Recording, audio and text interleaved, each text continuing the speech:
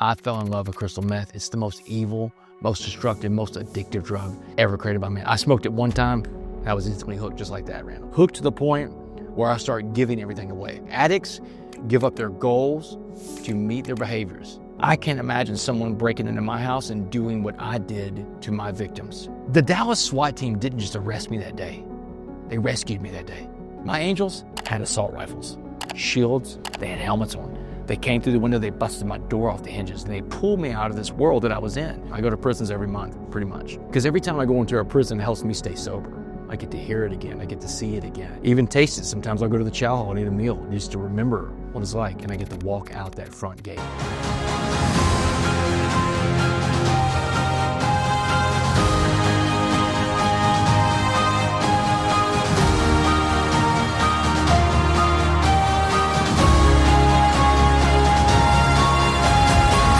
Welcome to In Search of Excellence, where we meet entrepreneurs, CEOs, entertainers, athletes, motivational speakers, and trailblazers of excellence with incredible stories from all walks of life. My name is Randall Kaplan. I'm a serial entrepreneur, venture capitalist, and the host of In Search of Excellence, which I started to motivate and inspire us to achieve excellence in all areas of our lives. My guest today is Damon West. Damon has one of the most incredible and inspirational stories I have ever heard in my life. He's a former meth addict and head of an organized crime ring who was sentenced to life in prison, who is now a college professor at the University of Houston, one of the most sought-after motivational speakers in the world. He's the author of 4 best-selling books that have collectively sold more than 10 million copies and have been translated into more than 30 languages. His books are The Change Agent, How a Former College Quarterback Sentenced to Life in Prison Transformed His World, The Coffee Bean, A Simple Lesson to Create Positive Change, How to Be a Coffee Bean, 111 Life-Changing Ways to Create Positive Change, which he wrote with our friend John Gordon, and The Locker Room, How Great Teams Heal, Hurt, Overcome Adversity, and Build Unity. Damon is also a dedicated philanthropist. He started the Coffee Bean Foundation to help provide for children of incarcerated parents, one of the reasons of which is because the child of an incarcerated parent is almost 50% more likely to go to prison themselves one day. Damon, thanks for being here. Welcome to the Church of Excellence. Randall, thanks so much for letting me be here today. I've been waiting for this for a long time. To be in your studio, listen, man, one of the cool things is I've got to watch you grow as you've got to watch me grow, right? We became friends a few years ago, and I've watched the ascension, watched the rise. I'm honored to be here, brother. Thank you for having me today. No, thanks for being here. I mean, we did a show 2 years ago when I was just starting out, and you wanted to do it in person, which says a lot about you. You flew here specifically to do the show today. I'm so grateful, and we're going to have just a ton of fun today. I wanted to redo, man, because we did that show, and not that the content wasn't good, but the quality wasn't the best we could do, right? And if you're an overachiever, which I know you are and I am too, you want it to be perfect. And especially if you become friends with that person. I've become friends with you, and I'm like, I've got to get to LA to do Randall's show. So, I mean, like, I got to speak tomorrow right outside of LA. I'm like, I called you up. You're like, you made it happen. Thank you. I love it. Let's start at the beginning. You're raised in Port Arthur, Texas, to what you had said is a dream family. Talk to us about your mom, and then especially your dad, in the sense that how it is that you can stand alone in spite of all the pressure against doing the right thing. Yeah, I came from a great family, right? My parents were married for 55 years, and my father just recently passed away, but 55 years, this 2-parent home. My mom's a school teacher and a nurse. My father is a sports writer. God's at the center of everything. You know, this is a wholesome Texas town, middle-class family. My dad was a very famous sports writer, too. He was the first sports writer in Southeast Texas to put black athletes on the front page of sports pages. Which is 1971. So 1971, this football player named Joe Washington Jr., who goes on to play pro football. But when my dad does that in 71, he starts getting his tires slashed. You know, people break his windows out. They send a bunch of hate mail to him. But my dad saved all that hate mail. And when I was a little boy growing up, he made me read the hate mail, made me read every nasty negative word that people said about my father and my mother, because my dad puts a black guy on the cover of the sports page. But he told me this, Randall. He said, Damon, I want you to see what it looks like to take a stand and do the right thing. Because he said, sometimes, Damon, taking a stand and doing the right thing means you're going to stand alone. But he said, it's always okay to stand alone as long as you're standing on the right side of history. So I had a tremendous influence from my parents, right? They raised me right, came from a great home. I was a good student, great athlete. God blessed me with a cannon for a right arm. And back in Texas, we got this little thing your listeners may have heard of called high school football. Friday Night Lights, right? This is where it originated from. It's the biggest thing ever. I grew up in it. I grew up in it, and it's intoxicating to grow up and you're the man in Friday Night Lights. Like I'm the star quarterback for my town, a 3-year starting quarterback for a 5A school. It was the biggest division we had in Texas back then. Stud quarterback. Everything's going my way. I get a scholarship to play Division I college football at the University of North Texas. By the time I'm 20, I'm a starting quarterback for a Division I team in America. And I thought I had arrived, Randall. My head was this big, but life, as we know, gives us these days that I call fork in the road days. And those are the days you get knocked down hard. You get up, you dust yourself off, but you make a choice at the fork in the road. And you make the right choice and go the right way, or the wrong choice and go the wrong direction. And let's talk about the first fork. You were 9 years old and you were molested at 9 years old by a babysitter. yes. So I think we all have challenges in our life that happen to a young kid. I was bullied, I stuttered. Sure. But it was nothing like that. So can you get into some of the details if you're comfortable in terms of what happened? Yeah, absolutely. It was a female babysitter that my parents hired. She was 18 years old, so she's an adult. And we started experimenting sexually with stuff. Did everything but have intercourse. You started though. I mean, like you're 9 years old. I mean, you don't just start. I mean, say, hey, what was her name? First name. I mean, we're not going to get into her last name. We'll call her Sheila. Let's change the name. Call her Sheila. Yeah. Okay, so we'll say Sheila. Yeah. So Sheila, I mean, she's 18. Yeah. And she's making the move on you. You're 9 years old. No 9-year-old is reading Playboy at that day or interested in that. No, but I mean, she makes the first move on it, of course, and then it starts, cascading into more and more stuff. And there's stuff you're feeling. Here's the way I can describe it to you. When I was 9 years old, I got introduced to some very big adult behaviors. Think about it like this, like a big door, right? That big door when you're a little kid, you can't get on the other side of the door. It's chained, it's padlocked, it's got 2 key locks you can't get into. That's the adult door. But if some adult lets you into that door one day because they have all the keys to it, you're walking to the side of the door. Now on the other side of it, there's all these other doors that are just flung open. There's no locks on the other side. Because once you're an adult, you can go through any door you want. One of them is drinking, doing drugs, having sex, doing all these different things that are adult behaviors. When I was 9, I got on the other side of that door, man. I was on the other side of the adult door at 9 years old. And here's what happened to me, Randall, from the whole thing, is I got introduced to adult behaviors at a really young age, and I liked it. I liked it a lot. And it affected every relationship I had after that, because everything after that became something of a sexual nature, right? I hope you're enjoying this video so far, but before we jump back in, I want to know if you've ever thought about what you need to do to reach the next level of success in your life. Over the last 25 years, I've been an advisor to more than 50 companies. I've invested nearly 100, including Google, Lyft, and Seagate. And I also co-founded a company that today is worth more than $15 billion. I've been incredibly blessed in my journey, and at this stage in my life, I want to give back. I want to share the lessons I've learned so you can reach incredible success way faster than I did. In my own journey, I've learned that having the right mentor is a massive advantage to achieving our goals. I'm hugely passionate about mentoring others, and I'm looking for a few hungry entrepreneurs who are excited to take action on their journey to incredible future success. So if that's you, I've got an opportunity. In the description of this video, there's a link where you can apply to work with me. All you need to do is answer a few simple questions, and if you're a good fit, my team will reach out so we can build a game plan together. All right, now let's get back to the video. Wait, at 9 years old, at 10 years old, I know you began drinking at 10 years old, smoking pot at 12, but at 9 years old and 10 years old, you're thinking of sexual thoughts the entire time? Well, yeah, I just been introduced to something like no 9-year-old gets introduced to, right? So that's the thought of it. When I was 12 was the first time I ever had sex, right? At 12 years old? At 12 years old. With someone other than the babysitter? Someone other than, the babysitter would never had intercourse. So how old was the woman at 12 years old you had sex with? 14. She's 14, I was 12.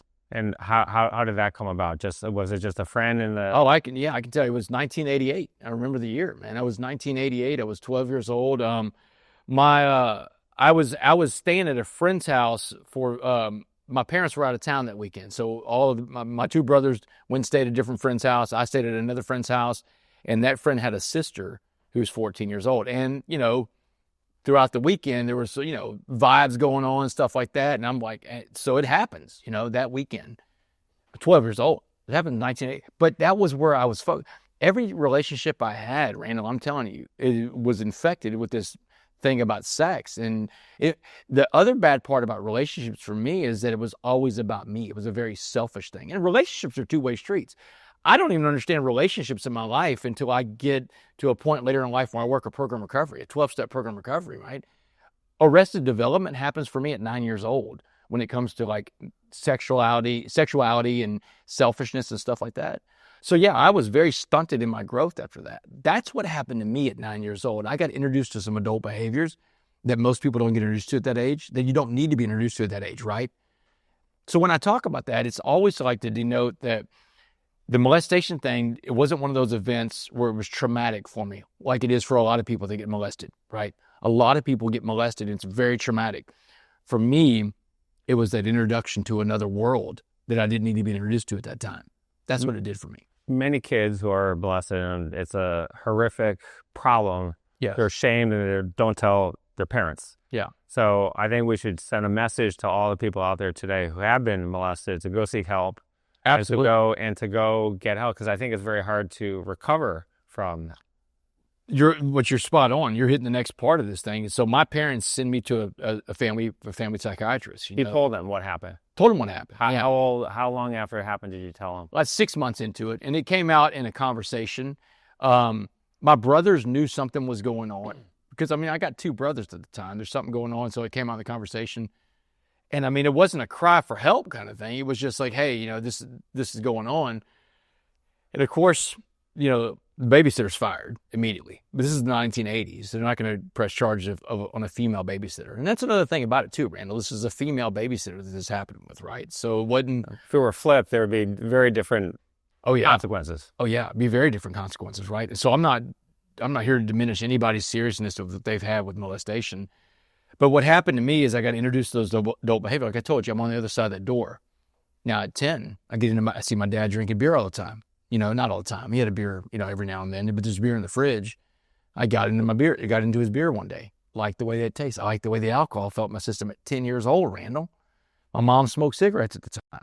I started stealing my mom's cigarettes and smoking cigarettes when I'm 10, 11 years old, 12.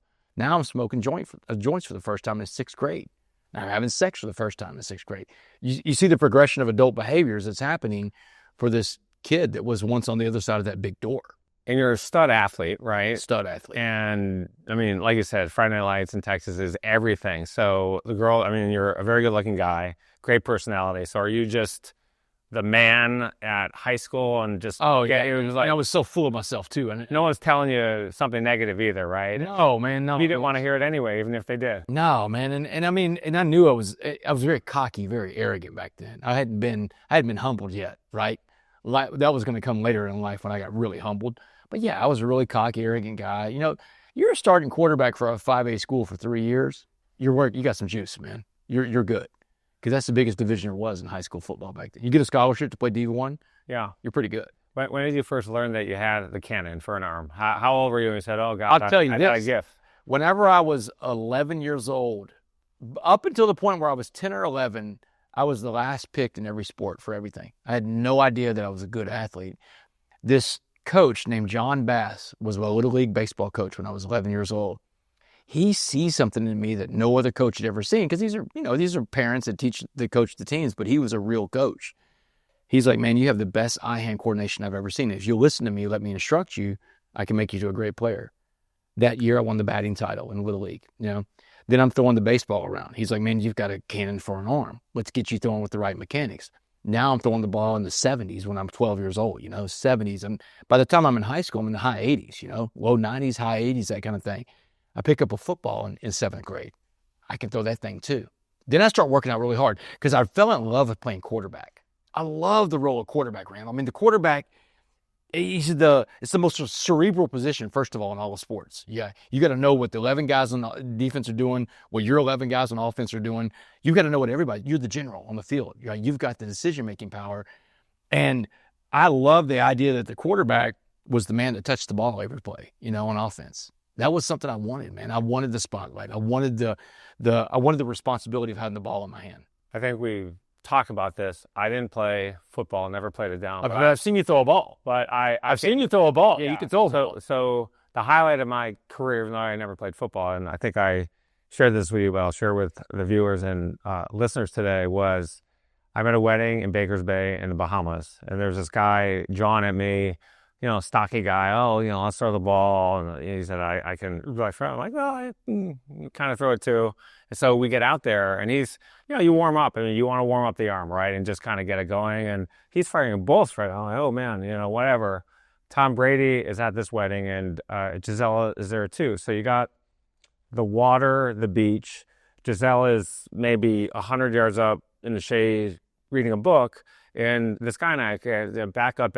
And, once you got the arm ready and, you got the tight spiral, it's, okay, whatever. So we're 20 yards, 25, 30, 35. And at like 35, he's having to come in, and I'm having to come in to catch his ball.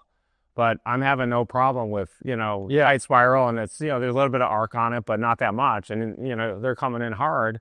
And he finally goes, okay, back. Now we're about 40 yards. And for a 140, come back. And then I said, okay, back up. And he goes like this, there's no way, man. And Tom Brady, I see walking behind me. So Tom's walking this way, and my wife is right here just watching. She's just chilling in the sun. Watching y'all or watching Tom?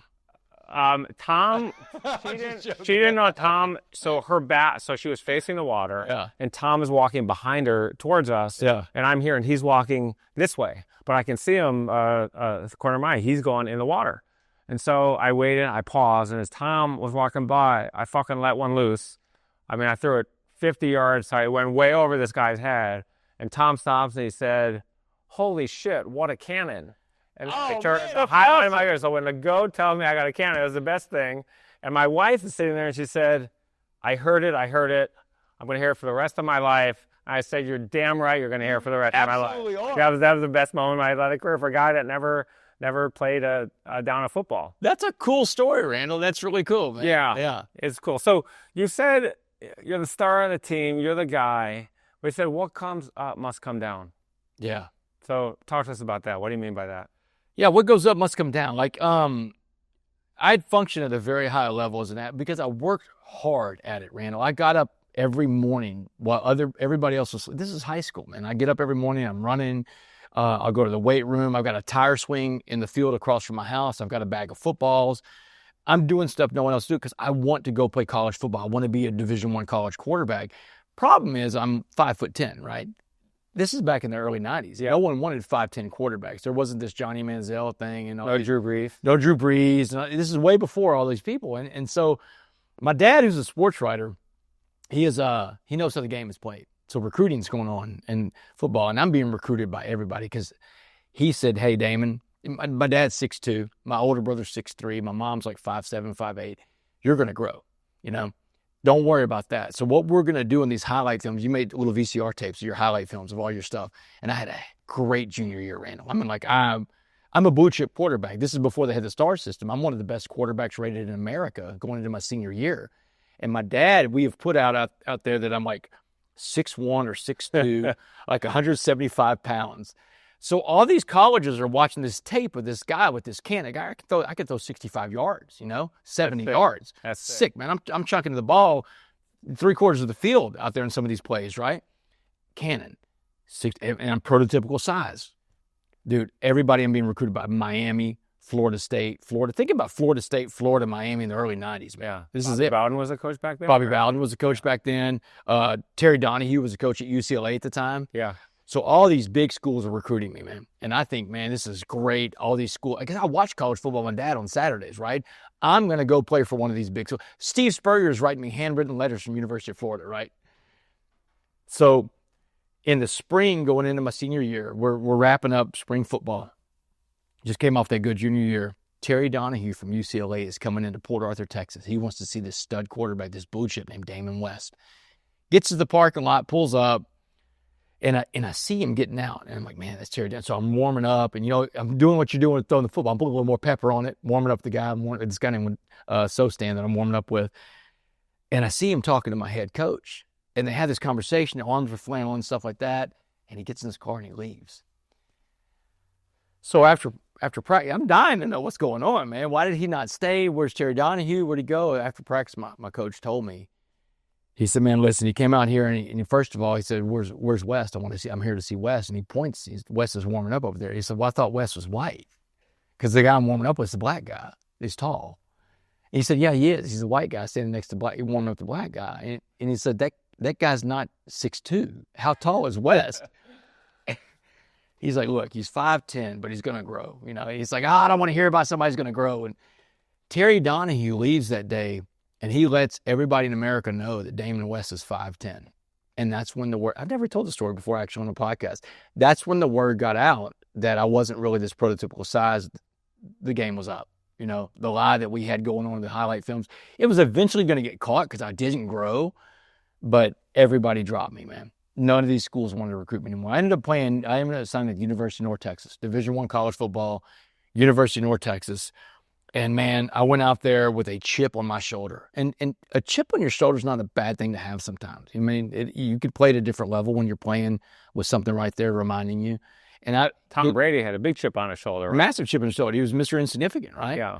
But I had a big chip on my shoulder playing college football. And I went in there and eventually earned that starting job when I was 20 years old. My redshirt sophomore year. I'm 3 years into college football. I redshirted my whole first year. Played a little bit my redshirt freshman year. And then redshirt sophomore year, second game of the season, I get the starting job. First game I ever started was against Arizona State. Jake Plummer's the quarterback. Pat Tillman's on that team. Played against Pat Tillman. Played against all those guys. They were number 2 in the nation that year. Great American hero for those people who don't know. Why don't you give the one-liner on Pat Tillman? Yeah, he was an incredible player too, by the way. I mean, vicious on the field, ferocious. Tell people what happened. He left the pros. Oh yeah, he volunteered to go to Afghanistan, I believe. Yeah, he played for the Arizona Cardinals. His dream of playing pro football. After September 11th, we go to war in Afghanistan and Iraq. He leaves the NFL dream job, everything, money, to go defend his country and become an Army Ranger. And he's killed by friendly fire in Afghanistan a couple years later, or maybe a year later. I don't remember exactly the timeline. I read the book in prison, Boots on the Ground by Dusk. So true American hero. True American hero. This guy walked away from the NFL to go fight for his country. Yeah. And I can tell you, man, just from playing against him that one game, he was vicious on the field, man. Just brutal on the field, swung me around, and after the game, he comes up and gives me a hug. Man, great job. You did great. You took it well, you know. Super nice guy.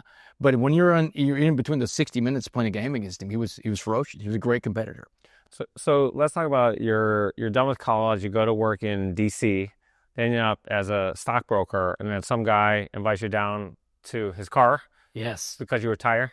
So, yeah, the week after the Arizona State game, playing against Texas A&M, third play of that game, I go down, career and injury.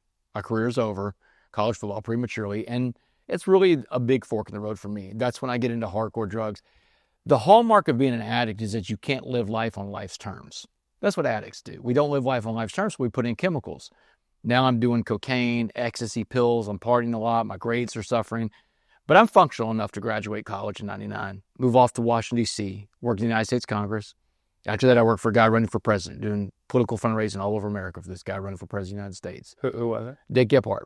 Okay. Dick Gephardt was the minority leader of the U.S. House, Democrat from Missouri. Okay. So after Dick drops out of the race, I moved back to Dallas in 2004 to be a stockbroker. Now imagine, I'm getting ready to go be a broker-dealer for UBS, United Bank of Switzerland, and I've just been dealing with millionaires and billionaires doing fundraising. I've got a book like this of people with money, and so UBS is like, yes, come work for us. And I go to Dallas and go to be a stockbroker, and it's in the period where I'm studying for my Series 7, my Series 63. I'm passed out of sleep at work one day because I've been up partying the weekend before, doing blow and stuff like that. And so the broker comes up, he sees me sleeping, he wakes me up, and he's visibly shaking. He's like, man, you can't sleep on this job, Damon. Markets are open. You're messing with people's money. They'll fire you. He said, come on down to the parking garage. I got something to pick you up. So I'll follow him down the parking garage that day, Randall. We get into his nice little sports car, and he hands me this glass pipe with these crystal rocks in it. Now, I've never seen a glass pipe before. I didn't even know what you put in a glass pipe. And I'm like a little bit, I'm like, well, what is that, man? He's like, Damon, just relax. It's crystal meth. He said, you're going to love this stuff. Truer words have never been spoken, brother. I fell in love with crystal meth. It's the most evil, most destructive, most addictive drug ever created by man. I smoked it one time. I was instantly hooked just like that, Randall. And I'm talking about hooked to the point where I start giving everything away. Because that's what addicts do. We give things away. Addicts give up their goals to meet their behaviors. When I'm saying that, I mean this. You can be addicted to anything in life. Food, money, clothing, shopping, sex. gambling, pornography, the internet, Instagram, whatever it is. An addict gives up their goals to meet their behaviors. Driven people, focused people, successful people, they'll give up a bad behavior to meet a goal. That's how you know if you're an addict. If you start giving away the things that are important in life over something, anything, you got addiction issues. So one of the things that I want to digress for 1 minute, because I was having dinner last night, my wife and I, with a friend, very successful guy who's been in the program now 15 years. Awesome. I just had his 15-year chip and was working on Wall Street, very successful in New York, and finally realized he had a problem. Highly functioning, making millions of dollars a year, and even in the community where we live and throughout the country, there's a lot of very high functioning people doing cocaine every day and doing drugs. I've never done drugs before, and I'm very surprised how it's very common in the workforce. Way more than I thought. Highly functioning, successful people. Let's give a little encouragement to all the people out there today.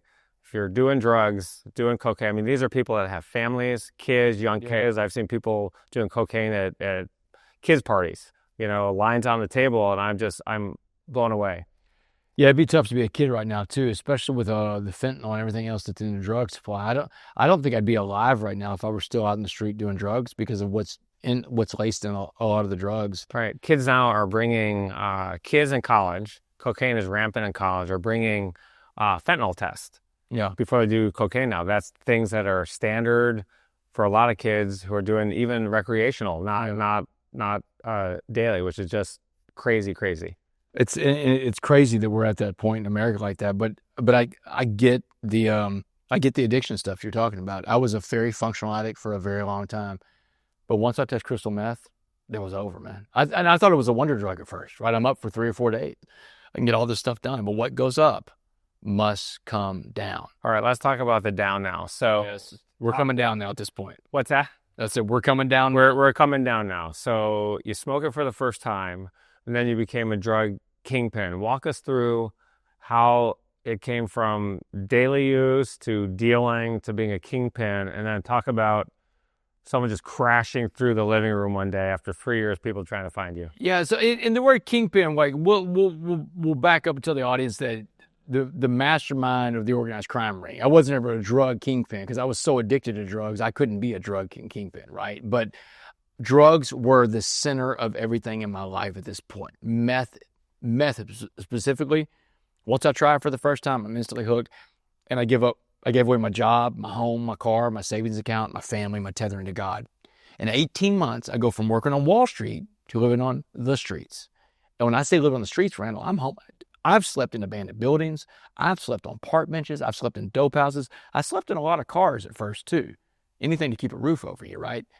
And then I become a criminal to fund my addiction. And it started off with petty crimes at first. And it's shoplifting, breaking into cars, breaking into storage units. Then I start breaking into people's homes. Now, Randall, this is a serious crime. These burglaries I committed, burglaries are very serious, Randall. I mean, I've got a family now. I've got a stepdaughter. I've got a wife. I've got pets. I've got my mom. I'm building a house for my mom. I can't imagine someone breaking into my house and doing what I did to my victims. Right? I can't imagine that. Walk us, just stop there for 1 second. Walk us through the mentality of the first time you realize this is a step up, right? Shoplifting to cracking open a door, going through a window, and entering the house for the time. Were you nervous? Holy shit, like this is a whole nother level? Nervous, yes, because I don't want to run into anybody. I know what I'm doing is wrong too, Randall. I'm fully aware of that, but I'm a drug addict. Drug addicts can justify anything, man. That's what addiction does. It's a disease. You justify any of your behavior. You justify. I know what I'm doing is wrong, but I want to get high, and I don't have a job. I'm unemployable. I live in, living in and out of dope houses, stuff like that, and I know that what I'm doing is wrong, but I want to get high. That's what drug addicts do. You do whatever it takes. You want what you want when you want it. And the first time I broke into a house, nervous about it. No one was home. I knew no one was home. Some of the way I would always make sure nobody was home. But how do you know for sure? You hear these stories about you go in there and someone's in there that's not, they're sleeping in a room. You hear this all the time. Great question. When I first started doing it, we'll start with the very first one. So you go up above the first floor in a condo building, right, in Dallas, in uptown Dallas. They called them the uptown burglaries. They called me the uptown burglar before they even knew who I was. These uptown burglaries are happening. And they didn't just happen in uptown. We broke into places all over the DFW Metroplex. This is on the news. I mean, you got this is on the news. There's newspaper. Yeah, there's about a dozen meth addicts in this ring. Young and old, male and female, black and white, and everything in between. Because drugs and addiction don't discriminate. Or addiction doesn't care who you are, where you come from. So there's all kinds of different people in this burglary crew. But when I first start doing this thing, it's not a burglary crew, it's Damon West. And I go anything above the first floor of a condo building, right? And you see a bunch of menus and stuff shoved in the door, or you see a bunch of papers and packages in front of the door, nobody's home, Randall. There's no back door you can go out. Your back door is a balcony, you know? You got gravity working against you when you're above the first floor. Yeah. That's how I knew no one was home. When you have a bunch of flyers and newspapers were a dead giveaway. You know, newspapers aren't so much anymore because we don't see that as much in society. But when you have a week's worth of newspapers, you can kind of date how far back someone's been home, right? They were not home. So that's how it started. Then I realized that wasn't, you know, if I was going to really do this, I needed more information to break into people's houses. I mean, because Randall, I didn't want to run into anybody. I knew what I was doing was wrong. The last thing I want to do is run into somebody, they get hurt or I get hurt, you know? Right. I'm not a violent guy. I'm a drug addict. So I was First one, what did you steal? I broke into a post office. You talk about your first burglary. First burglary. Oh, electronics. I mean, that was TV. How jewelry? Walking out of a condo building with a TV in your hand and putting it into a trunk without someone saying. I mean, you can easily do that. Look like you're moving something, right? Eventually, when the burglaries got going on more sophisticated, we had a white moving truck. We had guys dressed up in Dickie overalls. I mean, a guy walking around with a clipboard. We looked like a moving company, you know, and people were getting the gate for it, so holding the security gate for it. Oh, let me get the gate for you. You know, you got dollies, you're rolling people's stuff out. That's when it gets more sophisticated. But when I first do it, you know, you're looking for TVs, laptops, jewelry, stuff like that, you know. So that's how the burglaries first start. You're doing that. And, I mean, you can get the stuff out of a place. If you can get it out of the door, you can get out of the place. But one of the break-ins I did when I first started doing this, I broke into a U.S. post office and I stole a mailman uniform because no one really knows what the mailman looks like. I mean, some people might. But, I mean, in this area of Dallas where I am, I get a mailman uniform, and that becomes my key to get into a lot of places.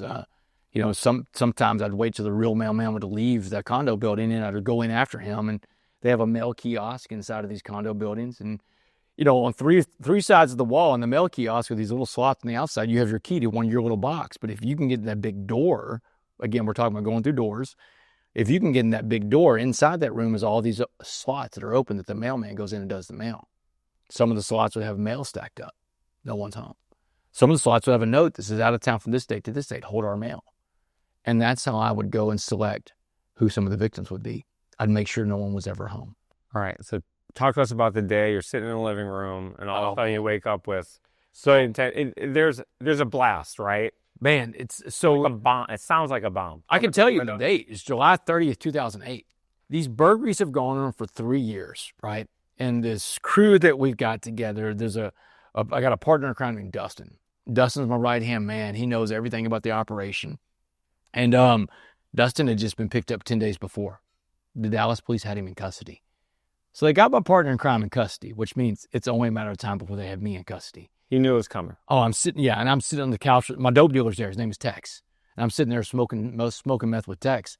And I'm like, dude, Tex, drop off the dope. Get out of here. You got to go. The cops are closing on me. The end is near. And just as I pass the pipe back to Tex, the window on my right blows out and shatters. And tumbling across my living room floor is a little canister going end over end and smoking, Randall. I've seen this movie, right? I know what's about to go down in this living room. And I think I can get out of there in time. I get up and start running. It was too late. This flashbang grenade blows up in my face. Boom! Bright white light, loud noise. Loud. Bang! My ears are ringing. Blows me back on the couch loud. Bang! Boom! I'm back. And when I came to, when I can see and hear again, I'm on the ground. There's a cop that's got his boot on my chest, the barrel of a rifle sticking in my eye socket, his fingers over the trigger. This cop is screaming at me because my ears have been ringing, right? He's screaming, don't move, don't move. And I'm like, man, don't worry, right? Like I'm looking at the barrel of a gun, right? And What on your high, by the way? high as a kite. But that'll sober you up real quick when a SWAT team comes into your living room. And one of the Dallas SWAT officers screamed out out loud, we got him. We got the uptown burglar. They said it out loud. I heard it from them. They were rejoicing. They were happy and good because I was a bad guy. They got a bad guy off the streets. But I look back on that event now, Randall. The Dallas SWAT team didn't just arrest me that day. They rescued me that day. They pulled me out of a situation I clearly was never going to get myself out of, right? The angels in my story don't have wings. My angels had assault rifles, shields, they had helmets on.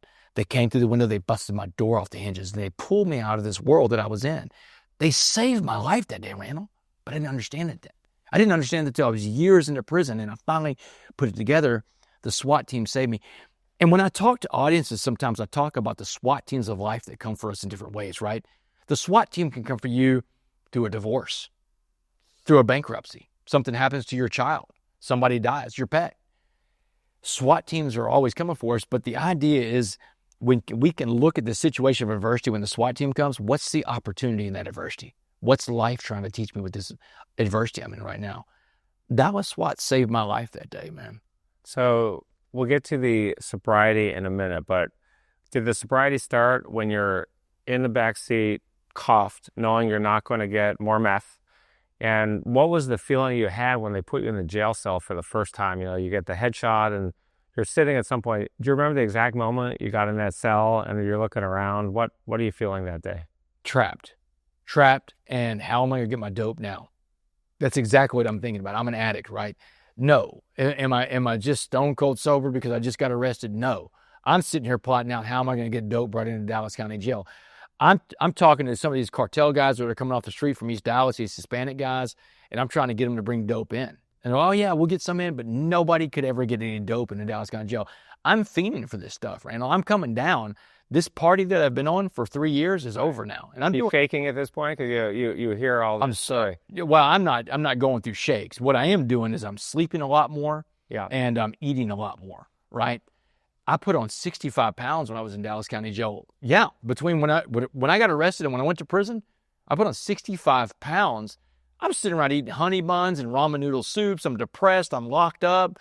I couldn't get any dope in. I'm going to trial for a first-degree felony for organized crime, potential life sentence hanging over me. All my world fell apart. And one of the things, criminals are stupid. We're stupid people when we're criminals, right? I'm on the phone in that jail because I'm trying to get out. Right? The dope is talking to me. Get out of here. That's how you're going to get high. So I'm calling people from the dope world that owe me money. My bond was first, when they first sent my bond when I got there, it was $250,000. And I'm like, oh, I got to get 10% of that, right? I can get 25,000. I can hold a telethon on this phone. So I start calling people up from the dope world that owe me money. I'm like, man, you owe me for this job. Bring that money down here. And I'm in jail, man. These guys aren't going to do that. Yeah, wait, I'll see you in a little bit. But what was happening is the police are listening to these calls. They tell you before you get on the phone. It's being recorded. The cops are going and picking up every single person I'm calling, right? The biggest witness against me in my trial was me. And I didn't take the stand. They played back all these recordings. And I sound like a mob boss, right? They called me the Al Capone of Dallas at my trial. The Tony Soprano of Dallas, right? Because on this phone, I sound like one of those guys. I'm like, man, you owe me, bring me my money. I want my money right now, you know? Stuff like that they're hearing on the phones. But I'm just a dope addict, man. I'm a junkie. I didn't have anything in my name. When the cops came and got me that day, there was no money to be found. There was a bunch of stolen goods at another address. We called it the safe house. It was about $2 million worth of stolen stuff was there. Everything from wheels to handbags to electronics. You get so messed up on this dope, you can't even move the stuff you've got. And one of the things that happened too, Randall, is you become addicted to the burglaries, you know? You become addicted to the process of getting ready to break into a place. You know, you get the rush from it. And you're an addict.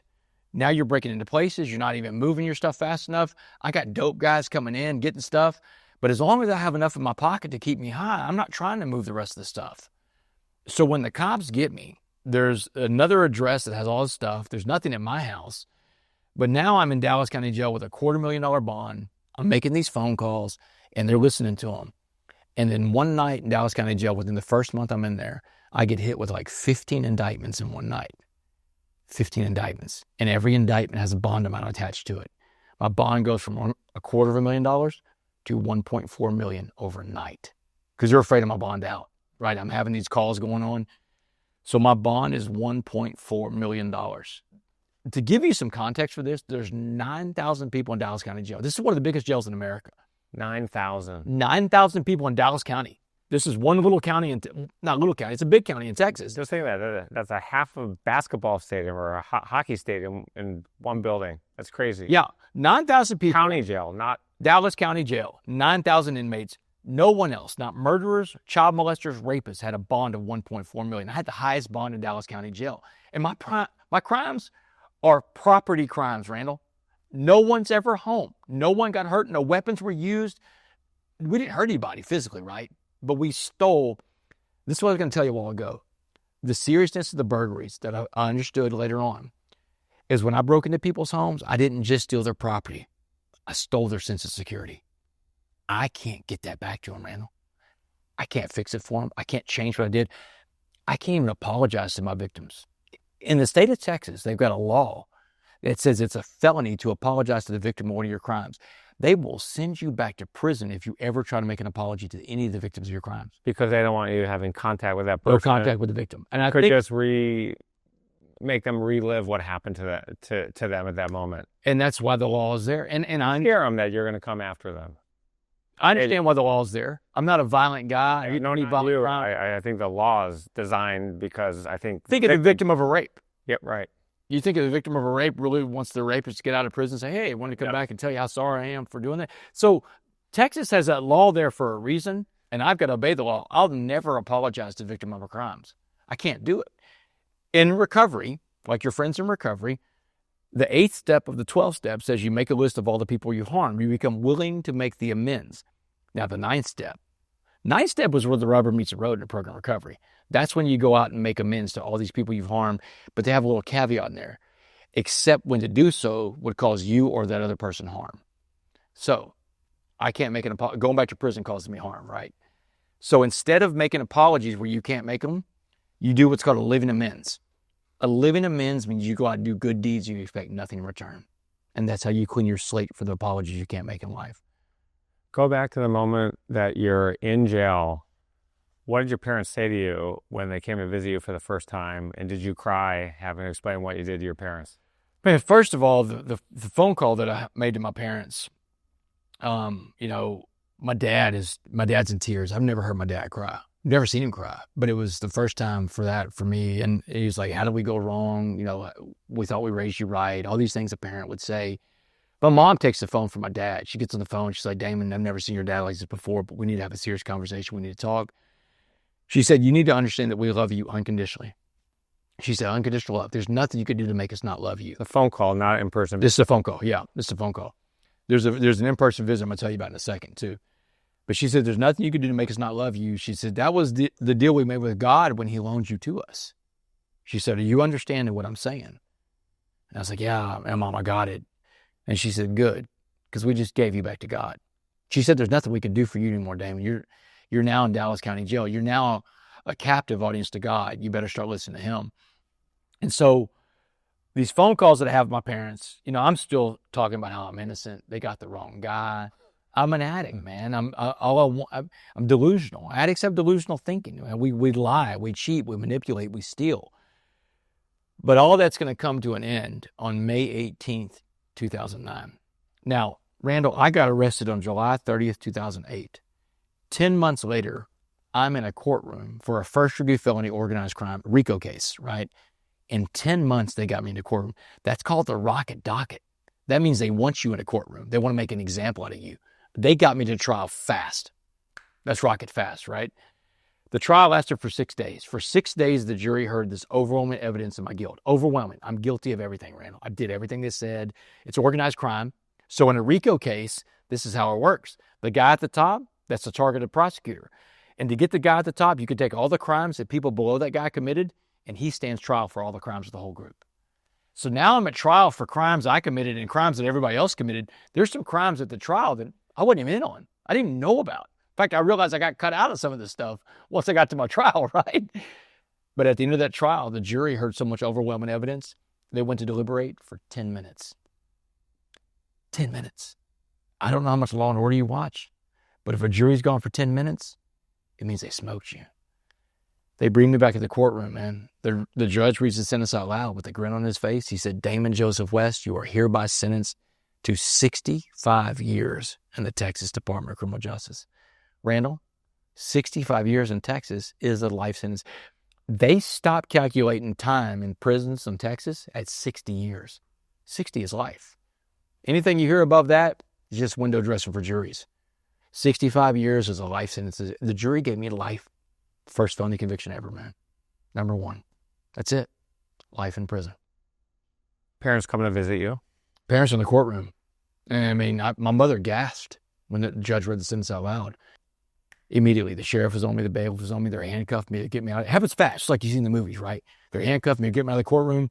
I lock eyes with my mom on the way out, and I'm fighting. I'm like, Mom, I'm sorry. They whisked me out of there. They put me in this little side room. There's a bulletproof glass. It's the area back there where you talk to your attorneys, away from the courtroom. They bring my parents in a few minutes later. They're going to give my parents one last visit with me before I go to prison. They feel sorry for my parents because I just got life. My dad, he can't even talk. He's in stunned disbelief that his son, who once had all this promise in life, just received a life sentence in prison. So my mom steps up and she does all the talking that day. And she tells me, she's like, baby, debts in life demand to be paid. And you just got hit with one hell of a bill from the state of Texas. But you did everything they said you did. So you have to go and pay that debt to society. She said, you owe Texas that debt. But now you owe your father and I debt too. She said, Damon, we gave you all the opportunities, love, and support to be anything in life, anything at all. And that's the path you just chose. It's just not going to work. We raised you in Port Arthur, Texas, a giant melting pot of a city. We gave you a great moral compass, but you chose to not use it. So here's the debt you're going to pay to us. When you go to prison, you will not get in one of these white hate groups, one of these Aryan Brotherhood type of gangs, because you're scared because there's a minority in there. It's not going to work. You were never raised to be a racist. You're not going to start now. She said, you will not get any tattoos while you're inside that prison. Randall, I got no ink, man. None. These guys in prison want to tattoo every inch of your body, man. These guys hit me up constantly in prison for tattoo. They were like, man, Wes, let me put a tattoo on you, man. I tell them the same thing every time, man. I can't do it, man. My mom said no. I mean, your mom, oh, my mommy. But it's the best I had. And the good thing is, and here's a little known fact, right? Because now you're talking to the criminal justice professor. I'm putting my professor hat on now. In American prisons, the busiest visitation day of the year in American prisons every year is Mother's Day. Mother's Day, man. The lines out the gate with mothers waiting to see their sons and their daughters in prison. Father's Day is just another Saturday and Sunday in prison. Not everybody has a dad, but everybody's got a mom, right? So the guys will let me make it in prison. But my mom told me that day, she said, no gangs, no tattoos. You come back as the man that we raised, or don't come back at all. I'm floored. I'm stunned. I don't know how I'm going to do this. And she finishes the conversation. She said, do you understand the debt you're about to pay to us? Yeah, I got it. But Randall, I don't know what I just promised, man. I've never been to prison before. I don't know if I've been to prison before. I hope you're enjoying this video so far, but before we jump back in, I want to know if you've ever thought about what you need to do to reach the next level of success in your life. Over the last 25 years, I've been an advisor to more than 50 companies. I've invested nearly 100, including Google, Lyft, and Seagate. And I also co-founded a company that today is worth more than $15 billion. I've been incredibly blessed in my journey, and at this stage in my life, I want to give back. I want to share the lessons I've learned so you can reach incredible success way faster than I did. In my own journey, I've learned that having the right mentor is a massive advantage to achieving our goals. I'm hugely passionate about mentoring others, and I'm looking for a few hungry entrepreneurs who are excited to take action on their journey to incredible future success. So if that's you, I've got an opportunity. In the description of this video, there's a link where you can apply to work with me. All you need to do is answer a few simple questions, and if you're a good fit, my team will reach out so we can build a game plan together. All right, now let's get back to the video. Did you apologize to your parents when they came to visit you in the cell the first time, and were you just bawling and saying, I can't believe I did this, Mom, I'm so sorry? The apologies started after the trial, but not before, when they came to visit you in county jail. No, my dad came to visit me one time in county jail in that 10 months. My mom never came to visit me in county jail. County jail is not a real visitation-friendly type atmosphere. I mean, my little brother came to visit me one time. A friend of mine from high school named Danielle Degadillo and Teresa Nguyen, they came to visit me one time. I didn't have a lot of visitors in county jail. Lonely. lonely. Institutional living is very lonely. Now, when I got to prison, that would be a whole different story, and we'll get into that. I was in prison right by the town I grew up in. So my parents came to visit me in prison over 150 times, and no one got that many visits, Randall. The wardens, the majors, the chaplain people, they're like, man, I've never seen somebody get this many visits. And I never felt like I had both feet in prison the whole time I was there. I had one foot in, one foot out, because I had this family on the outside that loved me. It wouldn't let go of me. But yeah, so they send me back to my pod that day, right after I get my sentence, had the conversation with my parents. They send me back to my pod in Dallas County Jail. I got about 2 months, I know, before the prison bus is about to pick me up. And I'm frantically asking everybody in county jail that's been to prison before, how am I going to survive? What am I going to do? And every guy I'm talking to, man, black, white, Asian, Hispanic, they're all saying the same exact thing, universally. You got to get into a gang. You won't survive without a gang. They said the gang is your family now. But there was this one guy, Randall, that was so different, this older black man named Muhammad. Now, in my book, The Change Agent, I call him Mr. Jackson. Let's time out, because I want to take steps before we get to Mr. Jackson. Okay. All right, so we see on TV, and we all know stories. You go to prison, and everyone's worried about getting raped, and you don't have a choice to go into a gang. Sometimes, someone's going to make you, and I hate to say this word, and I'm not sure I can say it on the podcast. I have friends that have gone to prison, and this is what they're going to quote. I'm going to use their words, so they're not my words, but they said they're going to make you their bitch.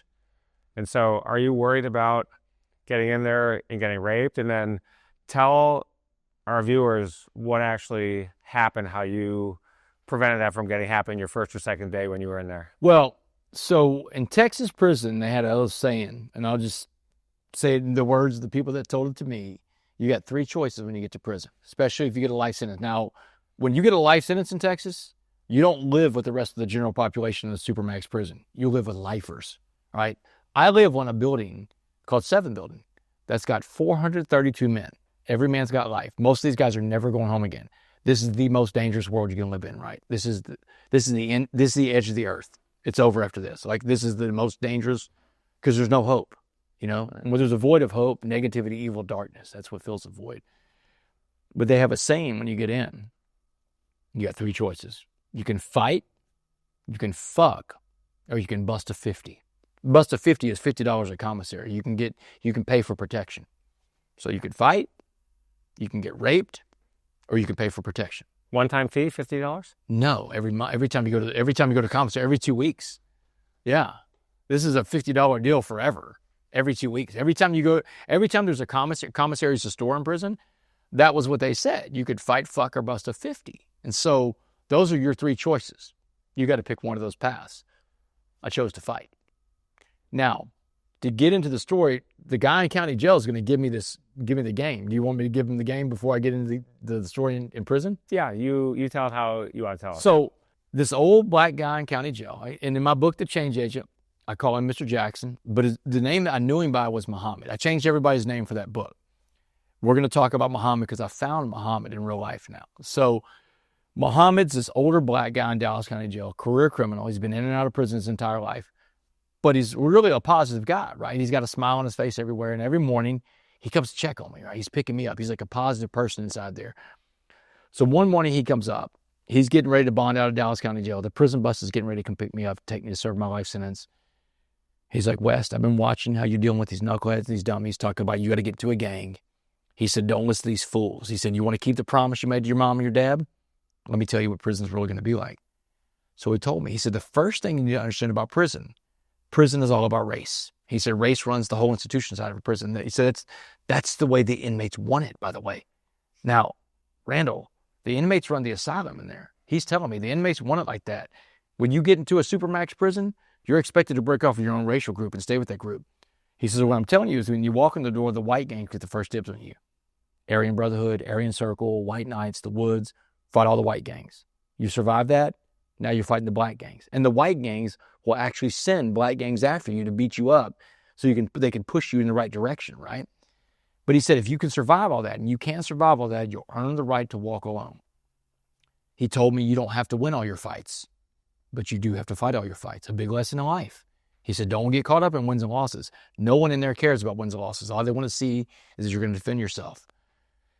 When he's telling me this back in 2009 in Dallas County Jail, he could see the fear in my eyes. And he's like, look, I'm not getting through to you. Let me break it down for you a different way. He said, I want you to imagine prison as a pot of boiling water. And he said, anything we put in the boiling water is going to be changed by the heat, the pressure. He said, I'm going to put 3 things in this pot of boiling water and watch how they change. A carrot, an egg, and a coffee bean. So here's where I first heard the story of the coffee bean. It's 2009 in Dallas County Jail. And he walks me through it. He's telling me that a carrot goes in hard but becomes soft in boiling water. The egg goes in with the soft liquid inside, the heart, right? But in the boiling water of life, your heart can become hardened like a hard-boiled egg. But he said the coffee bean, the smallest of the 3 things, changes the pot of boiling water into a pot of coffee. In fact, he said the coffee bean can't even do its job till the water gets the highest. So the pressure is the hottest, right? So he told me, if you want to survive this experience and come back as someone your parents recognize, you got to be like that coffee bean. In fact, the last words he ever told me were, be a coffee bean, right before he leaves Dallas County Jail for the last time I ever seen. So I get to prison. It's a baptism by fire. First day I walk in, within 20 minutes, I'm fighting this big dude from the Aryan Brotherhood. Huge, muscled up dude, bald head. He came after you. He came after me. But he told me, Muhammad told me, he said, this is what's going to happen your first day. The first guy's going to approach you, going to be a white guy because you're white. He said, the first guy's not a threat. He's an information guy. He's a scout. Going to ask you one relevant question. What gang are you going to be a part of? He said, get him out of your face as fast as you can and get ready. Get your head on the swivel because the second guy coming up to you, he's not coming to talk to you. He's coming to hurt you. He's the enforcer, right? He said, when the second guy gets within range, put your fist in his mouth. He said, just reach up, hit him as hard as you can, get your jump on your first fight. So I walk into prison that first day in 2009, right? I got a mattress under one arm, a couple bags of property. This guy comes up with a bald-headed white dude comes up first, just like he said he would, man. He gets in my face. He says, hey, white boy, what family are you riding with? They call gangs families. I was like, man, get out of my face, little dude. I'm riding with God. Please just leave me alone. I'm riding with God. He laughed at me. He said, God isn't here, white boy. You don't get it. We kicked him out of here a long time ago. He said, matter of fact, we are God. You're going to get ready to meet God right now, too, because we're coming to get you. And he runs up the stairwell on the right side. And, man, I'm standing there. I'm ready to pee in my pants, but I don't have time for that because the biggest corn-fed white dude I've ever seen in my life, big Aryan Brotherhood guy. He points from the 3rd run. He comes running down the stairwell. I get a good look at this dude head on, Randall. Huge, muscled-up dude, bald head with a swastika all on top of his skull. Coming at me, roaring at me, man. And when he gets within range, I reach up and I hit him as hard as I can. I get the first lick in. And in 20 seconds, my first fight in prison is over. He beats me from one side of the day room to the other, man. I can't even get up off the ground. I hit him back. He keeps hitting me.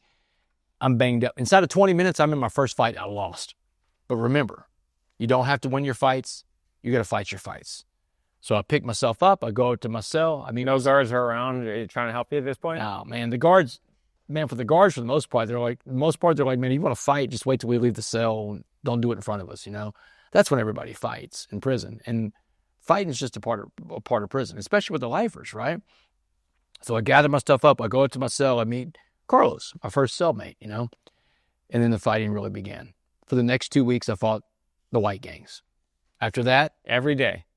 damn near every day. I probably got in 36 fights in 2 months. And I lost 75% of those fights, Randall. I got my butt kicked all over prison. Carlos showed me how to make a mouthpiece. You take a bunch of wet toilet paper and you put it in your mouth, you form it to your teeth, and you set it out overnight on the little desk in the cell. And in the morning, it's like a piece of wood. It's hardened, right? That paper gets hardened, and that mouthpiece is good for one fight. You just stick it in your pocket. And if someone challenges you to a fight, you slip your mouthpiece in, you go fight, and it's mush when you get done fighting. But that little toilet paper that hardened up like wood, that's your mouthpiece. So Carlos taught me how to make a mouthpiece. But I'm fighting constantly in the first 2 months. 6 weeks in, I'm ready to give up. I can't take it anymore. I fight the black gang still at this point, just like Muhammad said I would. It's a Monday morning. I get up, and the only thing I haven't used to earn respect inside this prison is my athletic ability. Now remember, God blessed me to be a tremendous athlete in life. I'm a D1 quarterback guy, right? And you see the guy in front of you right now, man. I'm an athlete. But I haven't used my athletic ability because the rec yard where you play sports, it's the most intimidating place I've ever seen because it was the most segregated place I've ever seen. Every sport on the rec yard of the life sentence building was segregated by the color of your skin. Let me walk you through the rec yard. I'm going to walk everybody through the rec yard. You go out there, they got a sand volleyball court. That was for the whites and Hispanics. Handball, those big handball walls, all the races can play handball. But if you want to play doubles in a game of doubles and handball with somebody, your partner has to be the same skin color as you. You couldn't mix the races. The weight stack, just like you see in prison movies, man. Everybody wants to push that iron in prison, and all the races can lift weights. But if you want someone to spot you or work out with you, your partner, your spotter, has to be the same skin color as you. You cannot mix the races. You couldn't even sit down at a table, Randall, and eat a meal in the chow hall with people of a different race. Race is everything. So that day, 6 weeks in, I go out to the rec yard. I face my fears. I'm going to go out and play sports that morning. But I pass up all those other sports I just told you about, and I go to the basketball court. Who do you think runs the basketball court? The blacks, the brothers. They run it. And no white boys that look like me are allowed in that basketball court. But do you know why I go out and play basketball that Monday morning? Because I know that in America, sports is the great uniter in this country. Randall, sports is the one thing that brings people together like nothing else can in this country. I mean, think about it for a second. Before there was Martin Luther King Jr., there was Jackie Robinson. Before you integrated lunch counters in the South where I grew up, you integrated locker rooms. I watched it with my dad. My dad was the first sports writer to put black athletes on the front page of the sports page. I knew sports would do it for me, and I went out there and played basketball, and that's how I finally earned my respect in prison. And I thought the fighting was over, man, because the blacks told me after a week of playing basketball with them, you're done fighting with us. There was one more fight to go, man. But at that point, you're the only white guy out on the basketball court. No other white guy is. No, man, no. You have to be invited to play with those guys, right? But I belong now. You know, I'm out there. I'm playing with them. In fact, after playing with them for a week, and it was the most brutal basketball I've ever played too. It wasn't 5-on-5. It was 9-on-1, right? I got black eyes and busted lips to show for it. I learned two things about adversity in that rec yard, though. I'm going to tell you, it's what I learned. Adversity is never as bad as you think it's going to be, and you are always capable of way more than you think you are. Because sometimes in life, we allow overthinking to get in the way of overcoming. That's what adversity does to people. We overthink our situations sometimes. But I got to a place in life where there's just no more room to think. I just had to do. You know, my back is against the wall. I think I'm going to die in this place. So 2 months is over. The violence is finally over. The threat to my physical safety is gone, I think. Because these guys come and get me every day to play basketball with them now. They're banging on my cell door. Come on, Wes, let's go shoot some hoops. I belong, right? So a few weeks after that basketball game, I'm coming off the rec yard. I'm going to get ready to take a shower. My cellmate, Carlos, he's agitated. I can tell. He makes a beeline for me, and he pulls me under the stairs. Under the stairs, so where you go to talk, and there's no cameras there on the stairs. They can't see what you're talking about. He said, when you go to the shower today, Blackjack's going to be there to rape you. Now, Blackjack is the biggest rapist in prison, man. This guy's about 6'4", 260, big black guy, loves to rape white guys. That's why it's called Blackjack, right? Loves to rape white guys, does it with a knife, and he's HIV positive. This guy's death in several ways. He said, Blackjack's going to be in the shower for you today. When you go in there, he's going to come rape you today. He told me Blackjack's been watching me out there being the only white guy on the basketball court. He said, I told you don't go out there and play basketball with those guys. You don't belong in that basketball court. Now Blackjack's in this pod right now. Now Blackjack doesn't even live in our section. He's come all the way over here to rape me that day. So I told Carlos, I said, man, look, I'm not going to take a shower today. I'm not going to the shower. He said, you have to go to the shower. He said, if Blackjack comes in here today and doesn't rape you, he's going to rape someone else. Now that's on you too. Now you got two problems to deal with. He said, you're on the track and the train is coming. What are you prepared to do? And I'm like, man, Carlos, he's got a knife, man. I've never fought with a knife. I don't have a knife to fight him with. Man, Carlos pulls a knife out of his pants about this long. I don't know what this little dude's height. He's like 5'4". He's got a knife this long in his pants. And he puts it in my hand. Now, a knife in prison, it's just like you see in the movies, man. It's a piece of steel that's been sharpened to razor's edge. Got duct tape around the handle. Puts it in my hand. I'm holding this blade. I give it back to him. I'm like, man, Carlos, I've never fought with a knife before. I don't know how to fight with a knife. This guy's going to cut me up. There's got to be another weapon, another way. He said, there is another weapon. He said, meet me back in the cell. So I go up. We live in the third tier. There's 3 different tiers in there. I live in the third tier, 45 cell. I go up there and wait for him to come back, and he comes back a few minutes later. He's got some tools in his hands. Now, in Texas prisons, there's no air conditioning, Randall. None. It's hot. And Texas is a hot state. I live on the Gulf Coast in prison, man. Humidity is about 100% most of the summertime, right? Instead of air conditioning, you have these little bitty fans that are supposed to keep you cool. So he takes my fan apart. He's got some tools in his hands. He cuts the fan motor out of that fan. It's a 5-pound motor. Throws it in my shower bag, and he starts swinging the shower bag. He said, this is your weapon today. It's like a medieval weapon, like a ball and chain flail. He said, do everything I tell you to do. He said, go into the shower. It's a one-man shower. Go in there. They got a change area off to the right side. Go to the back, turn the shower water on, get it real hot, get it steamy in there. He said, get in the change area and wait for him to come through the door. And when he comes to the door, hit him in the head with his fan motor, man. He said the first hit won't kill him. It's going to stun him. He said, but when you get him stunned and get him on the ground, hit his head. He said, do not stop swinging this thing till you see his brains come out of the skull. He said, you got to kill this guy. Are you going to kill him? I said, yeah, I'm going to kill him. He said, West, one of two things is about to happen to you. He said, you're either going to kill this dude and you're never going to leave prison alive because you're going to get another life sentence and they're never going to let you go, or he's going to do something to you that you wish you were dead. But either way, you're never leaving prison alive. Do you understand that today? I was like, yeah. So he gave me the fan motor. I go to, man, I'm scared to death, Randall. My heart is thumping. I go there, I put the shower water on, I get in the change area and I wait. I don't even know how long it was, man. 1.5 minutes, 2 minutes maybe. And they had these little half saloon doors back then on the showers. And I remember he pulls these doors open. He's got the knife in his hand. He pulls these doors open. He's got this big grin on his face. Kind of like a dude's about to get laid about 2 o'clock in the morning, right? And that grin broke it open for me, man. I saw the grin and I saw red. And man, bam, I hit this dude as hard as I can, man. I swing this fan motor as hard as I can. He raises up at the last second. I hit him in the chest, shoots him out of the shower, right? Now he's on the ground. The knife is on the ground next to him.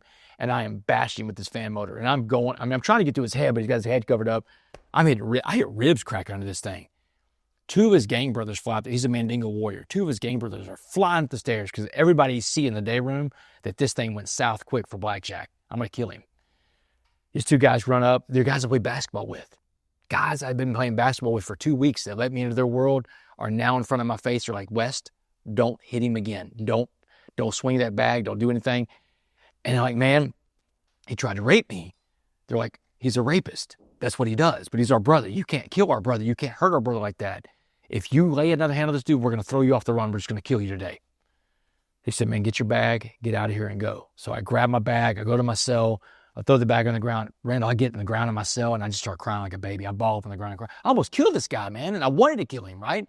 That taste for blood. But I'm in there and I start crying like a baby and the adrenaline burns off and I pass out. I'm laying in my bunk. I'm laying in the cell on the ground by the toilet. And I hear the cell doors rolling. And I'm so hungry. You ever get that hunger feeling where you can like feel the back of your stomach, right? I'm hungry, man. All that adrenaline burned off. And I'm like, man, I look at the clock and I'm like, okay, cool. I can make it the last chow. Man, that clock was for the next day. I'd been out for 12 hours, man. Passed out cold. And I'm like, oh shit, it really happened. It wasn't a nightmare. And I look back, the bag is over there. It's got blood all over it, man. Man, this guy's HIV positive. I start looking around, see if I'm bleeding. It's not my blood, it's his blood. I'm like, all right, good. But I got to walk out the cell door now. I don't know what's going to happen, Randall. I don't know if someone's going to stick a piece of steel in me and stab me or what. But when I walked out that cell door, it was a whole different prison for Damon West because everybody in prison just saw that I spoke the only language that everybody speaks in prison. That's violence. Violence is the only universal language of prison. Either someone speaks violence to you or you speak it to them, but you become fluent in the language of violence. And everybody saw that I could take another man's life if I had to. I didn't kill him. I banged him up really bad. But they saw that I was willing to do it. Never had to fight again. At some point he recovered. Did you 2 ever have another interaction together? Never again. He gave me some mean looks every now and then. But predators, people that are bullies, predators, stuff like that, they're not looking for someone that's going to bloody their lip, bust their nose up, right? They're looking for the easy prey. He went on to keep raping people. Matter of fact, I found out he died in prison a few years ago. I was talking to Carlos on the phone. Carlos is still in prison, man. He's a good friend of mine. I was talking to him. He said, hey, man, I just got word, because these inmates travel from different prisons in Texas all the time. He said, I just got word that Blackjack's dead. I'm like, no kidding. How'd he die? He died from a case of shingles. Oh, God. Imagine how painful that was. Kind of like Whitey Bulger went out the way he did. Yeah. That's a real good way for Blackjack to go out. You know, a case of shingles killing you because he's full-blown AIDS at that point. His body couldn't fight it off. So you survive in prison. Yeah. He got respect from, you got props from whites and blacks. How did eventually you get paroled when you had 65 years in prison? So here's where I start becoming the coffee bean. I'm struggling. This is after the thing with Blackjack and all that. I'm in my cell one night, and I haven't shared with Carlos the story of the coffee bean. Carlos is a very significant person. And I tell people, before I tell you this story, this is what I tell people a lot when I'm speaking to audiences. The messengers in life can come from anywhere. They won't look like you. They won't come from the same background as you. They don't have the same experiences as you. But the trick is you have to be receptive to all of life's messengers to get all the messages in life, right? And if you close yourself off to somebody because they don't look like you, they're not the same religion as you, they don't come from the same part of America as you, you'll miss the most important lessons and some of the best friendships, right? So Carlos, this little bank robber Carlos has got 99 years for a bunch of bank jobs. Super nice guy, though. Real good guy. I get Just put a gun in people's faces, but he's a nice dude. But he's a good guy now, right? So when I meet him, he's a really good guy. And you got to make friends somewhere, right? So Carlos is my buddy. And I told him, man, I'm struggling. I can't do it. I don't know if I can make it through here. I don't want to become an egg. And he's like, what is an egg? What are you talking about? So that night in our cell, I told Carlos the story of the coffee bean. First time I've ever shared it with someone else. And man, Carlos is excited, man. He's a real animated little guy. He's like, man, I love this coffee bean story. He said, but you're right. You're no coffee bean. He said, honestly, you'll never be a coffee bean. I got in Carlos's face, man. That's how aggravated I am at this point. Like, what do you mean? Who are you, the coffee bean man? Why can't I be a coffee bean, right? I'm stuttering. I'm so mad at him. And he's laughing at me. He's like, because the way you think. He said, your thoughts are everything. He said, your problem is you think prison's a punishment when you should be thinking prison is an opportunity. This is the first time someone had ever told me this could be an opportunity, right? Think about the adversity I'm sitting in, man. I just started serving a fresh life sentence in one of Texas' toughest prisons. Fought for 2 months from right to exist. I fought the guy off in the shower that's going to rape me. And this little bank robber's telling me this could be a good thing. I'm like, I can't wrap my brain around what you're saying. He said, this is your opportunity, West. Your opportunity to work on yourself 24 hours a day and 7 days a week. You can become the best version of yourself possible while you're here. And it lights out that night. We're in our bunks. The guard counts our cell. He walks off. He peeked his head down from the top bunk. He said, psst, West, what are you prepared to do tomorrow with your opportunity? This little dude refused to call prison a punishment, Randall. And God put him in a cell with me. Anybody can be the messenger in life, right? The next morning I wake up, my feet hit the cold concrete floor of the prison cell. I look up at the ceiling. I'm like, all right, God, thanks for this opportunity. I don't believe it, Randall, but I took action that day in prison. The next day I started taking action. And then every day after that, I started taking action in my life. And that's what's required of everybody in life. Taking action, right? Because no one can take your action for you. You got to go out there and put in your own work in life. No one can put in your work for you. I got up every day in a dungeon, man, a dungeon. Days became weeks, weeks became months, months became years. But I cracked the code on how to be a coffee bean, right? That's how I did it. That's how the transformation was so complete. I started thinking about these rules of being a coffee bean. And I got into program recovery. That's when I get into 12 steps, right? 2011, I go to my first AA meeting. I don't speak for AA. So these AA hardcore people that listen to this, I'm not saying I speak for AA. It's the 12-step program recovery I happen to go to, right? And I'll do this the rest of my life because you don't ever get well. You can get better, but not well. So I start going to my 12-step meetings. I start understanding my disease of addiction. I learned a better way to think, right? And in the 12 steps, we learned how to work through the baggage in our life. We learned how to figure out how to keep our side of the street clean. We start cleaning our side of the street for the first time. You start learning about things like relationships. Relationships aren't just built around me. There's another person in every relationship. And relationships are the most important thing in life. But I start working on these ways of being a coffee bean. You know, positive body language. When I was in county jail, Muhammad told me, he said, you'll either infect a room that you walk into with your negative energy, or you affect the room with positive energy. You can infect or affect every room you're in, right? And so he told me, use your body language in a positive way. So I started using it. My smile was changing the prison around me. I started changing. One of the things the parole board saw is they saw that this one guy changes the prison, right? And people ask me all the time when I'm at presentations, how did you change the prison? One of the things I got these guys to believe in is the idea of community. A community can only exist if everybody in the community is putting into the community, right? When I showed these guys, hey, if we can all come to the table and share our talents with everybody else, what kind of community could we have? So now you got Damon West leading the cause. Okay, I've been to college. I can teach guys how to read, how to write. That's what I'm going to do. I'm going to be a tutor in here for the guys that want to get their GED. Come see me. I'll teach you how to read and write, do mathematics, right? Other guys over here, you can do drawings and stuff like that. This guy over here doesn't have any money, but he wants to send a Christmas card home to his family. Can you make him a Christmas card? Now we're part of a community. Everybody's pitching in. I noticed that these guys, they would watch, the news is really big in prison, Randall. Those TVs are everything in there. All these guys would watch the news. You want to know what's going on in the free world, right? But every time the stock report would come on, and we'd talk with the Dow, the S&P and all that, Every guy would kind of look down at the ground, they kick their feet. They didn't know what it was. No one had ever told them. So I go up in front of the TV one day. I'm like, hey, do y'all know what they're talking about up there? I thought I was going to get a fight. Like, what are you trying to make fun of us, white boy? No, but I can teach you all about that because I used to be a broker. I taught these guys about the stock market in there. Man, these guys were running their own black market stock market with stuff off the commissary, man. They jumped in it. What I found out too about prison is there's some guys in prison that are great businessmen. They can be a great business person, right? I mean, you take a drug dealer. Somebody can take a quantity of a drug, break it up in a bunch of different baggies, different quantities, and they know which baggie they get to that they break even. They know which baggie they're going to get to. They can buy more supply, double and triple their supply. They're running a business. It's just a bad business, but they're running a business. I found a way to tap into the better part of their angels and get them to be a part of a community and believe in themselves. I tell them those words too. Those 4 words that you usually hear from a coach or a teacher. Tell them, I believe in you. I believe in you. Those are four most powerful words in the English language are, I believe in you. I believe in you. Man, it transformed those guys. When I go to prisons now, still with my class, and I go to prisons and talk over America, I make sure they hear those words from me. I believe in you, because that matters. Now, someone else believes in me. And Randall, you're talking about, when I was in prison, I was a very sober observer. Prison was like living in a giant sociological petri dish, right? I mean, you're in a lab experiment every day. And the rules can change whatever pod you live in, and whoever has the power in there, whatever gang is in control, that's the rules you live by.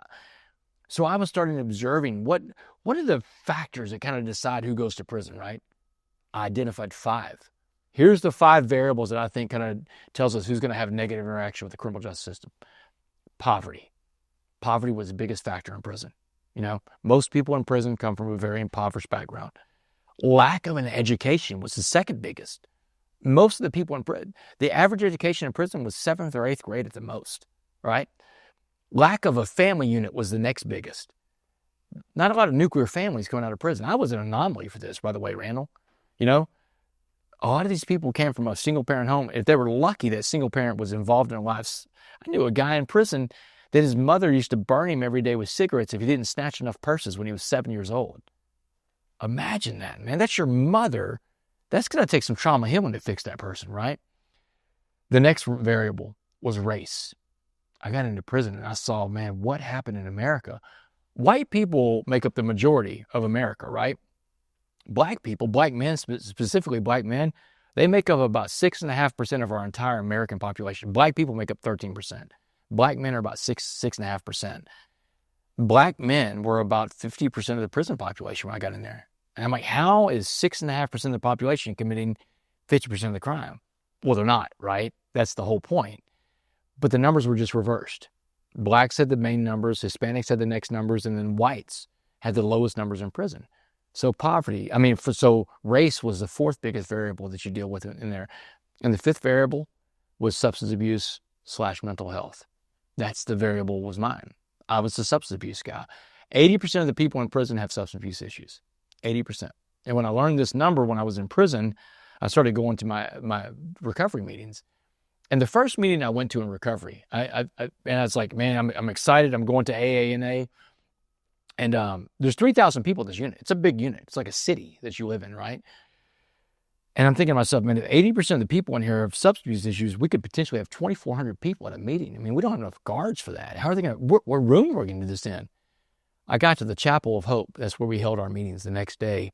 And I found out why it was held in the chapel. 50 guys out of 2,400 that should have been there, 50 guys were in that room. That's when I knew I was in the right room, right?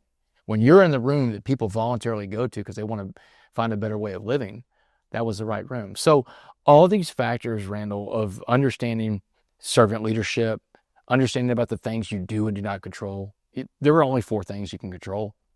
I hope you're enjoying this video so far, but before we jump back in, I want to know if you've ever thought about what you need to do to reach the next level of success in your life. Over the last 25 years, I've been an advisor to more than 50 companies. I've invested nearly 100, including Google, Lyft, and Seagate. And I also co-founded a company that today is worth more than $15 billion. I've been incredibly blessed in my journey, and at this stage in my life, I want to give back. I want to share the lessons I've learned so you can reach incredible success way faster than I did. In my own journey, I've learned that having the right mentor is a massive advantage to achieving our goals. I'm hugely passionate about mentoring others, and I'm looking for a few hungry entrepreneurs who are excited to take action on their journey to incredible future success. So if that's you, I've got an opportunity. In the description of this video, there's a link where you can apply to work with me. All you need to do is answer a few simple questions, and if you're a good fit, my team will reach out so we can build a game plan together. All right, now let's get back to the video. How does it actually work when you get paroled? Or how does it actually work when you learn you're getting paroled? Is it a letter? Is it right then and there we said, okay, you got it? And then what was the exact feeling that you were thinking when you walked out of the prison grounds and like you see on the movies? Yeah, great question. So 2015, now we're 7 years into this prison sentence. I work in the chapel. The chaplain comes in. His name is Chaplain Vance. I don't know if he's still alive now. Chaplain Vance comes in. He's really excited that day. He said, Wes, security's looking for you. They just called your name on the radio. The parole board is here to see you. Randall, I know I'm up for parole, brother. And No notice that day. I don't know what day they're going to come see me, but when you're in the review process for parole, they can come anytime they want. Now, remember, I got sentenced to life in prison. At 7 years, I'm about to see parole for the first time. Non-aggravated, non-violent guy. I'd never hurt anybody, Randall. I can't stress that enough. The reason why they let me out, part of it is because I'm not a violent guy. But the parole board's there that day to see me. He said, you got to go visit with him. It's going to be fine. So I go there. The lady for parole calls me in. She said, have a seat, Mr. West. She said, sit down. There's 3 people, 5 people? One person. She's a parole representative. Now, she's not a voter. Okay. What this parole representative is going to do, she's going to assess you and interview you, and she's going to send your file to the lead voter for parole. On a parole voting panel, there's 3 people. You've got to get 2 of the 3 votes. The lead voter's who you really got to get, right? Because the second voter is going to kind of vote with the lead voter, right? That's what you think in your mind. So I go in there that day with the parole representative, this lady from parole. Have a seat, Mr. West. She's got my criminal file in front of her. It's called your jacket. My jacket's about this thick. It's your life story. It's every arrest, every felony. And she's flipping through the pages of my jacket for about 20 seconds. She slams it shut. She pushes the file away. She said, Mr. West, I came here today to ask you one question for parole. That's it. It's a 1-question test. The answer to my question is going to determine whether or not you go home and stay in this prison. But the answer to my question is not in the file, but the guy I'm reading about who committed all those crimes in Dallas all those years ago. She said, we don't get to see a lot of people like you come through our system. I'm going to be honest with you, because you had it all. She said, you had every advantage, every privilege, every opportunity over everybody else your entire life. She said, you're the definition of a privileged person in America. She said, but you gave away all your privileges. You became a drug addict. You became a criminal. You became a thief. A jury in Dallas gave you life in prison for the things you did. She said, your fall from grace may be the most spectacular fall from grace I've ever seen doing this parole stuff. You had it all. But you changed yourself inside this prison, Mr. West. She said, there's no doubt about the change you made to yourself. She said, no one's doubting that today. Who's telling her that, by the way? Is it talking to the warden or? Oh, the wardens, everybody's in this file talking about you. Your warden. Now, you can put together this thing. That's a good question. You can put together this thing for your first parole interview called a parole packet. You put it together. I put it together. My mom and I put it together. I'd call my mom on the phone just to want to put in my packet. I'd write out stuff. I'm in prison this whole time. Like, I'm fighting my case, by the way. That appeal I told you about earlier with Dustin and all that, I'm putting my appeal together. I wrote my own appeal. I got the attention from all these lawyers in Texas. In fact, this one law firm in Beaumont told me, while I'm in prison, man, you did this great legal work for a guy who's never been to law school. If you ever get out of prison, come see us. We got a job for you. So I'm appealing my case. But now parole's coming up. So my mom and I are putting together my parole packet. It's everything you're doing while you're in prison. The change that you're making, right? All the classes that you're taking. I took every class I could in prison, Randall. I got involved in everything. Everything, I want them to see this guy that's working on changing himself. I took every class, every chapel class. I did correspondence classes I could do. I got a college degree, so I can't take any bachelor's classes, but I took an HVAC trade class. I became certified in HVAC. I'm not going to fix your AC, don't worry.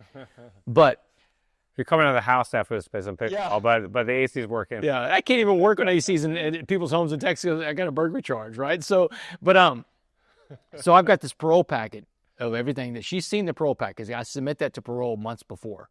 So they've read the packet. They see this guy that's made all this change. My family, they know that my family's come to see me over 150 times. She talks about that. You had 150 visits, No one gets 150. If you had a visit every year for the years you were in prison, you're one of the richest guys there. Just one visit a year is all you need to be a rich guy in prison. Somebody loves you, right? I had one every weekend pretty much, So the lady for parole is like I said, she's gone over this whole thing. She said, so here's my question for you. She said, and think hard, give it some thought. This answer is important. If you could be remembered for being anything in life, anything at all, she said, tell me what that would be, but give it to me in just one word. Go. Randall, I've been living that word the entire time I've been in prison. Man, I knew the answer to her question. Fired her answer back at her without hesitation. Useful. I just want to be useful. And because I think every human being wants to be useful, don't we, Randall? Every single person wants to feel like they have value to add to society. That's when I think you want to fix America, make everybody figure out how they're useful again, right? Figure out what your worth is. And that's what I told her. I said, ma'am, I just want to be useful. I can be useful inside this prison, or I could be useful in the free world finding more coffee beans. And she dismissed me that day. She said, all right, the parole board's going to make a decision on you. They'll let you know as soon as they do. Have a great day, Mr. West. And you can't read faces at that point, or she's somber and just stoned, dead, stone-faced, deadpan. You're walking out of there like. Fuck. She did ask me a question that made me think. Man, she asked me the poison pill question. You don't want to get from a parole voter. Here's the question: do you think you got too much time? Randall, you're a lawyer. Think about the answer to this, right? Either way is wrong. If I say I got too much time, they're going to say, well, you haven't accepted responsibility for the things you've done, right? Because in prison, we want people to come around to the concept that I earned this time. I got to do the crime, do the time, right? But if you say, no, I didn't get too much time, they could say, well, good, sit here and do some more of that time then, right? That was a good sentence for you. Stay here and do some more of that life sentence. So when she asked me the question, I told her, I said, ma'am, I don't feel comfortable answering that question. I'm going to tell you why. I just gave her that reasoning. If I say yes, this. If I say no, that. She said, well, I'm going to tell you what I think. I think you got too much time. And I was like, wow, that was an interesting admission from the lady from parole, right? But my crimes, again, Randall, are property crimes around meth. No one got hurt. A lot of people lost their property. I stole their sense of security. I was a bad guy, but I wasn't a violent guy. I was locked up with murderers that got 8 years, for murder, right? 8 years. I got 8 times that. But she's acknowledging. You got too much time. One of the things I found out later on in life, Randall, when I got out of prison, I went back to school, got a master's degree in criminal justice, and I became a professor at the University of Houston. Congrats, by the way. That's incredible. I'm the only professor on the planet to teach a prisons class at the university who lived in prison. That's it. There's only one guy that's ever done that. But one of the things I learned is that juries will, and I figured this out on my own, but I learned it for a fact. Juries, when they sentence people to a lot of time like that, it's usually one or two reasons or both. They're either very afraid of the person that they're sentencing, or they're very mad at the person they're sentencing. Well, the jury wasn't afraid of me. They were mad at me. The guy that had it all, and there's the guy on the phone being the mob boss, So, but the lady did tell me she thought I got too much time, but she told me, okay, we'll make a decision. We'll let you know. I'll tell you the day it happened. I got the decision. So it was a Friday, May 1st, 2015. I work in the chapel. So for lunch, you can leave your job and go back to your cell and eat your food if you have some food in your locker or something like that. So I go back to the cell, I want to make a phone call. They got day room phones in the prison. So I call my mom up, I call my dad, because usually on Fridays I'm calling to find out when they're going to come visit me. And I call my mom up. She says, hey, Damon, I got to talk to you about something. And she said, I just went to the parole website. They made a decision on you. Now, Randall, immediately, I'm like, because I don't think I'm going to make parole, right? I'm like, Mom, look, next year will be different. And I start apologizing and telling her, look, I'm sorry I didn't make it. Next year will be different. Mom, I'll do better. I'll get this done. I'm going to get out of here at some point. And she's like, Damon, the nightmare's over. You're coming home. You made parole. And I mean, Randall, man. I got chills when you're telling me that. I got goosebumps now. And I mean, first of all, man, I'm tearing up now. I start tearing up when she tells me this. I'm like, Mom, don't play with me. You don't have to do this to me. I understand I didn't make it. She said, Damon, you made it. She said, you're coming home. And the floodgates open. I started crying. I started bawling like a baby, man, because shit, this is over. I'm going to leave this place. Biggest mistake I can make. This is prison, man. Everybody's watching you all the time. One thing you can't do in prison is cry. You can't show, it's weakness. There's predators everywhere, man. And I just realized I made the biggest mistake. I'm on this phone call and I'm bawling like a baby. And so I started trying to straighten up, I'm getting all the tears out of my face. And I'm like, Mom, I got to go. I'll call you later. I hang up the phone and I leave the cell. I go back to the chapel. I'm going back to work. I get to the chapel and I talked to the chaplain, and a couple of guys I work with in the chapel, man, they're all happy for me. Everybody's praying and stuff like that. I said, guys, look, I really screwed up. I'm in the day room, I made this call and I started crying. They're like, oh no. Here's the deal. If you make parole in prison in Texas, you cannot get any more trouble. They'll take your parole from you. And if you get into a fight that's caught by a guard, there's no legal fighting in prison. Both people that get into a fight, it's the same. Whoever hit first doesn't matter. It's a major case. You have to do it in front of a guard. Now, if someone's got a beef with you, if someone's got a grudge against you, and they find out you make parole, they know they've got a limited amount of time to come get you. So every enemy I've made, whether I intentionally did it or just did it along the way because I'm this super positive guy that runs around, with a smile on his face being a coffee bean, you can make a lot of enemies that way too. The guys are like, oh no, how are you going to go back to the pod? I was like, I don't know. What am I going to do? They said, we got to make up a lie for you. I'm in the chapel, right? We're going to make up a lie. That's what I'm thinking as soon as you are telling me. The chaplain's in on it. Right. Everybody's in on it. We're in the chapel thinking about the best lie that Damon can tell when he get back, because now my life was on the line. So the lie was this. I got a call. My grandmother died. The chaplain's going to back me up. He's going to say, yes, we got the call down here at the chapel. Your mom got to you first. And so he said, go down there and tell them your grandmother died. Both my grandmothers are dead at this point, so it didn't matter, right? So the count whistle yells. The count whistle blows. I go back to my pod. I'm walking just kind of stone faced as I can. I go up to my bunk, and I'm going to get my shower stuff. I'm going to take a shower, and I go back to my bunk. I'm just going to hide out. So I'm getting my shower stuff out of my bunk, and 3 of these Aryan Brotherhood guys are coming to my bunk. I'm like, shit, they're coming, man. And one of the guys got a grin on his face. He said, hey, West, congratulations on making parole. Man, parole? What are you talking about, man? I said, man. He said, well, you were crying in the day room a while ago. Oh, man, my grandma died. It's terrible, man. My grandmother, 89 years old, passed away. Dude, knock it off, man. He was saying one of the other Aryan Brotherhood guys was sitting in the day room, saw me crying, gets on the phone, calls his mom, says, hey, will you check Damon West out on the parole website? Because anybody can check you out, right? And found out I made parole. He says, so we already know about it. Everybody knows about it in the whole unit. Here's the deal. You can't leave your cell, West. Somebody's going to get you at this point. We don't know who it's going to be, but people are going to come after you. You can't leave your cell. How much food do you have in your locker? And these guys weren't coming to get me. They were coming to help me. So I start pulling out my food that I have. I got 2 weeks before the prison bus is going to come get me. We know the prison bus is going to get me because I've got to go. I've got a 6-month program I've got to go to at this minimum security prison. It's called In-Prison Therapeutic Community, IPTC. It's a drug treatment community. And they're going to send me to that for 6 months before I actually walk out of prison. And so we start inventorying my food, and I'm breaking it. In prison, I got my diet under control now. I'm eating tuna fish. I'm eating mackerel.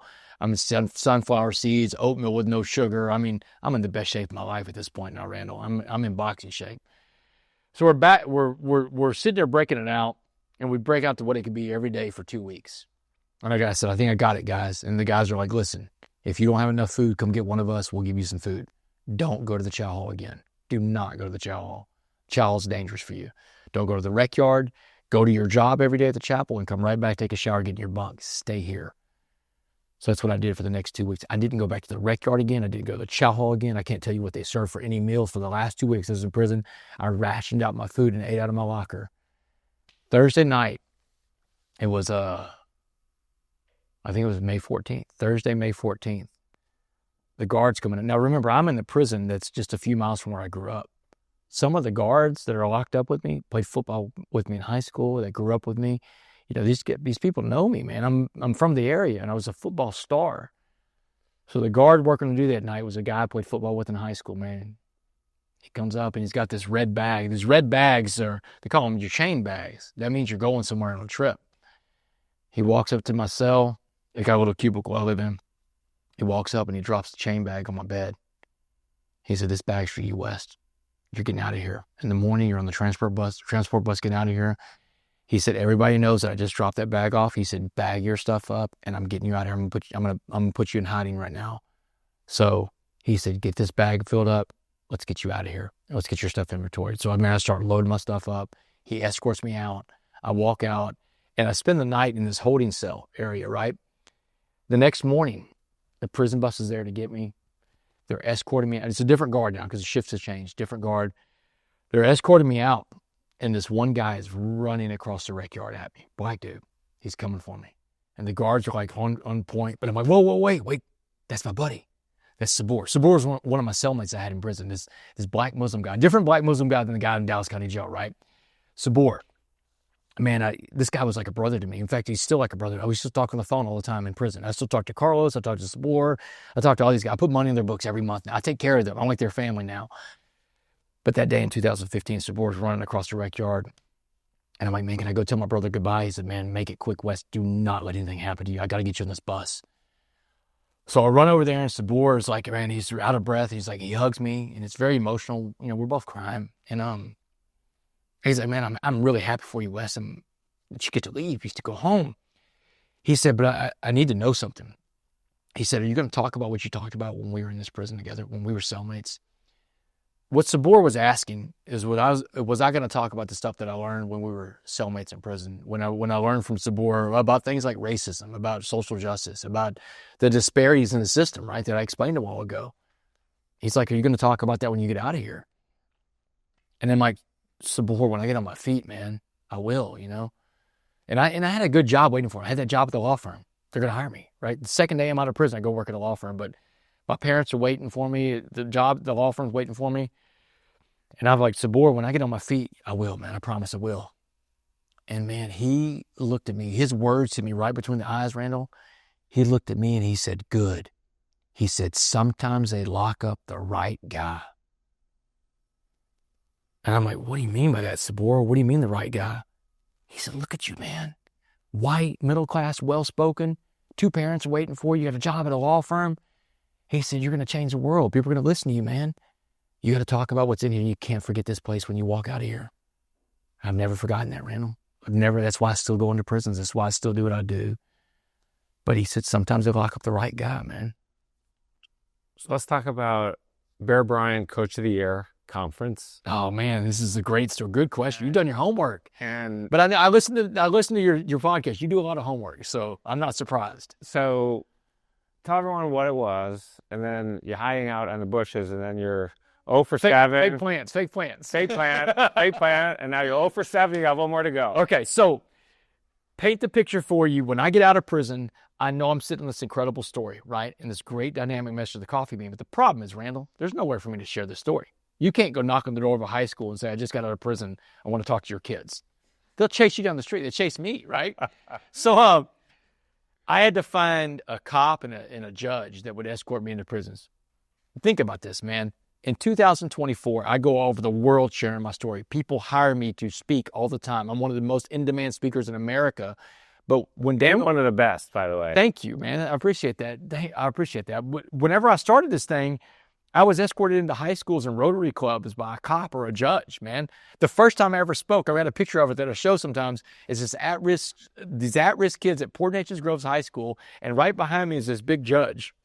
He had to be with me. They couldn't leave me unescorted, right?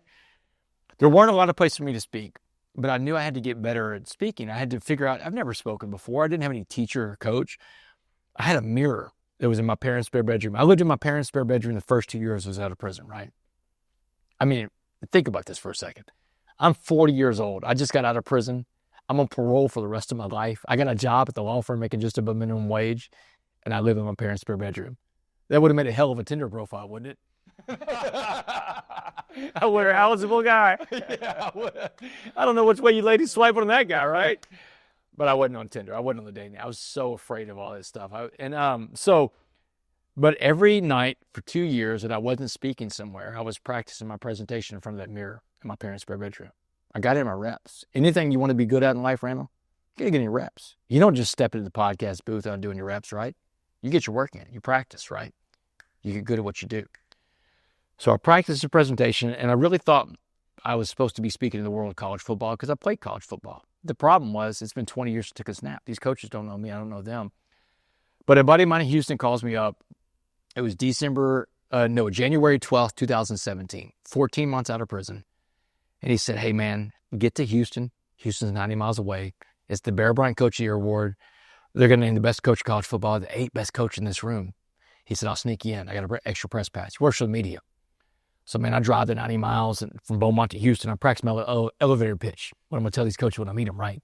He sneaks me in. I'm running around. I got my best hand-me-down suit on. I'm running around shaking their hands. All these coaches at USC, Wisconsin, Penn State, PJ Fleck, they're all in this room.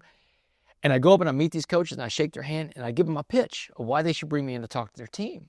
And every coach I meet that night slams a door in my face. They're all telling me no. I'm getting beat up in this room. In 1 hour, I've been told no 7 times. There's only 8 coaches in the room. I got to no every 8 minutes that night.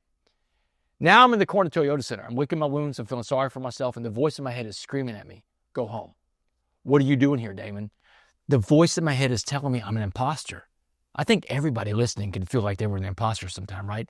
Everybody's heard the imposter voice before. But man, you know what I quit doing a long time ago, Randall? Listening to myself. And I don't think anybody should listen to themselves because the voice in your head could be fear talking to you. You don't want to listen to fear. Fear's a liar. So I talk to myself. That's what I do. I'm telling myself, you're not going anywhere, Damon. That last coach is going to tell you no to your face and you're going home. Last coach, hardest guy to get to the room. His team just beat Alabama 2 nights before for the national championship. Everybody's trying to get a piece of this guy's time, but I'm not leaving until he tells me no, Randall. So I stalk Dabo Swinney around that room. And I look like a nut, man. I'm hiding behind fake plans, trying to ambush Dabo when he walks by. I'm weaving in and out of people. Now, security sees me, man. They're going to throw me out of the Toyota Center pretty soon. They're chasing me around this room. I finally get in front of Dabo. I give him my best stuff for about 60 seconds, and I come up for air. And Dabo's like, you got a card on you, man? So I gave him my card. He snatched it from me. He said, I'll check you out. He's gone. Well, that's a no. Looks like a no, feels like a no, but I felt good about that no. You know what that no represented for me? Me leaving it on the field, man. That's what I learned in sports. Or what Muhammad said, you don't have to win all your fights. You got to fight all your fights. Anybody that's ever worked a sales job, you knock on every door, you make every call. That's when your day's over. Man, I went home and slept like a baby, forgot all about that night. 4 months later, I get an email from the director of football operations at Clemson, a guy named Mike Dewey. Mike Dewey's email said, hey, Damon, Coach Swinney met you at a award show in Houston. He'd love to have you come talk to his team. Do you have August 1st open? I'm like, Mike, I got every first open, brother. I got nothing going on. I'm still talking in front of a mirror, man. So August 1st, 2017, I go speak to the Clemson Tigers, defending national champions of college football. And when I get done with my presentation tonight, Dabo's in my face. And I don't know if you've ever seen Dabo on TV, man. He's as advertised. He's high. I need to hook you and Dabo up. That's what I need to do. We'd love to meet Dabo. I'll make the introduction today. So Dabo's in my face, man. Dabo's like, man, I've never heard a story like that before, man. He said, have you been to Alabama to talk to their football team? And I'm like, no, man, I've been to Clemson. He said, my storied program, except for University of Michigan, greatest school on the planet, but one of the best programs ever. Well, I don't disagree with that. One of the best programs ever. So he said, have you been to Alabama? I'm like, no, man, I've been to Clemson, dude. I hadn't been anywhere. He said, well, I just text Nick Saban. We'll see what happens. Next day, Saban's ops guy calls me up. Hey, man, Dabo called Coach Saban. Coach Saban can't wait to hear your story. How's August 21st, 7:30 p.m. work for you? Pretty good. I see my calendar can handle that, right? Just like that, Dabo Swinney starts kicking open every door to college football. He gets on the Kirby Smart calls, Lincoln Riley calls, Chip Kelly, Lane Kiffin, Ryan Day. Sorry, no Michigan. Michigan never called. But most college football teams in America are bringing me in to speak to their team. They want to hear the coffee bean message, right? He's telling everybody, you got to hear this guy's story. You got to hear the story about the coffee bean. But the real magic of my life was yet to happen. It was 1 year after that presentation at Clemson. And I get a phone call out of the blue in August of 2018. And on the other end of my phone is this guy named John Gordon. John Gordon, the energy bus guy. I follow John on Twitter, man. He's my inspiration. And I'm like, John, I know who you are, man. How do you know who I am? He said, Dabo Swinney. He said, I just got done speaking to Clemson's football team. And I'm in the office of Dabo afterwards. And for 30 minutes, Dabo tells me your entire life story. He said, he told me the story of the coffee bean. John said, Damon, the world needs a coffee bean message, Damon. Let's deliver this message to the world. He said, will you write a book with me? We'll call it The Coffee Bean. The summer of 2019, 10 years after I first heard that story from Muhammad in a jail cell in Dallas County Jail, the book, The Coffee Bean, comes out, Randall, and it took the world by storm. It was a bestseller here in America for like 4 to 6 weeks. Gets a global publishing deal. It starts showing up in every language of the world: Chinese, Spanish, Arabic, French, Italian, German, Korean, Vietnamese. And then in 2020, a global pandemic hits. The entire world becomes this pot of boiling water. And now the entire world's searching for a message to get them through it. The coffee bean. My life took off like this. I can't even explain to you. I mean, this is an entrepreneur podcast too. I go from, making $150,000 a year speaking to making $1 million a year, then $2 million a year, then $2.8 million a year speaking, going on stages and sharing this message all over the place because the world needed the message, right? Right message, right time. But it all goes back to that one night in Houston, Texas, that January 12th, 2017, when I had those 7 no's and I almost walked out the door because the voice in my head told me I wasn't good enough. It told me to leave, told me to belong in that room. Randall, if I walk out that door that night, we're not having this conversation today. The world doesn't have the coffee message. I tell people all the time, you don't quit. You don't give up. You don't not ask your question. The only question you know the answer to in life is the one you don't ask. That's a no every time, right? Wayne Gretzky may have said it best. You miss 100% of the shots you do not take. Take your shots in life, man. So let's talk about that. There's so many things there that I want to... Oh, can I add this one thing that just happened? Yeah. This happened literally 2 days ago. Every year since I got told no by those other coaches in that room, I have called them up, their operations guy, every single year until I've gotten one yes after another. The other day, I just got the yes from Penn State, the last one on the list. In August, I will speak to the last coach that told me no that night. 7 years later, I finally got all yeses from that room in Houston, Texas. Amazing. Congratulations. Yeah. That's incredible.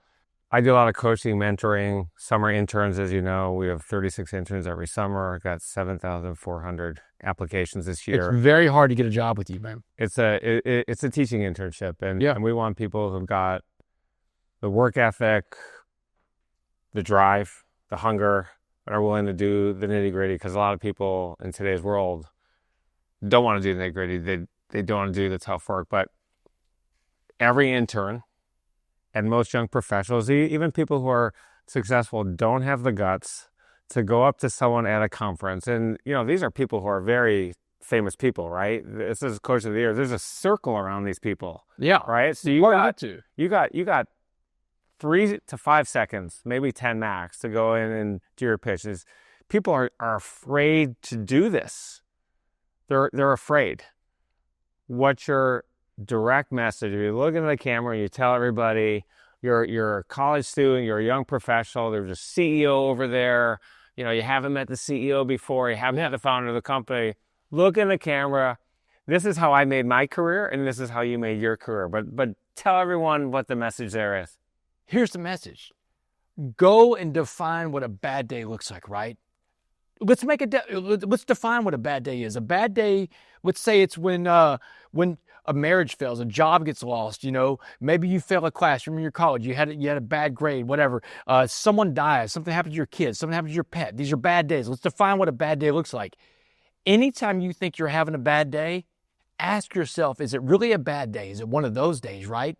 Because if it's not one of those days, then my day's just not that great, and I can turn this thing around pretty quickly, right? I just got to change the way I think about the day in front of me. When I'm in the room that night in Houston, Texas, I had survived prison. I've been through something way worse than this.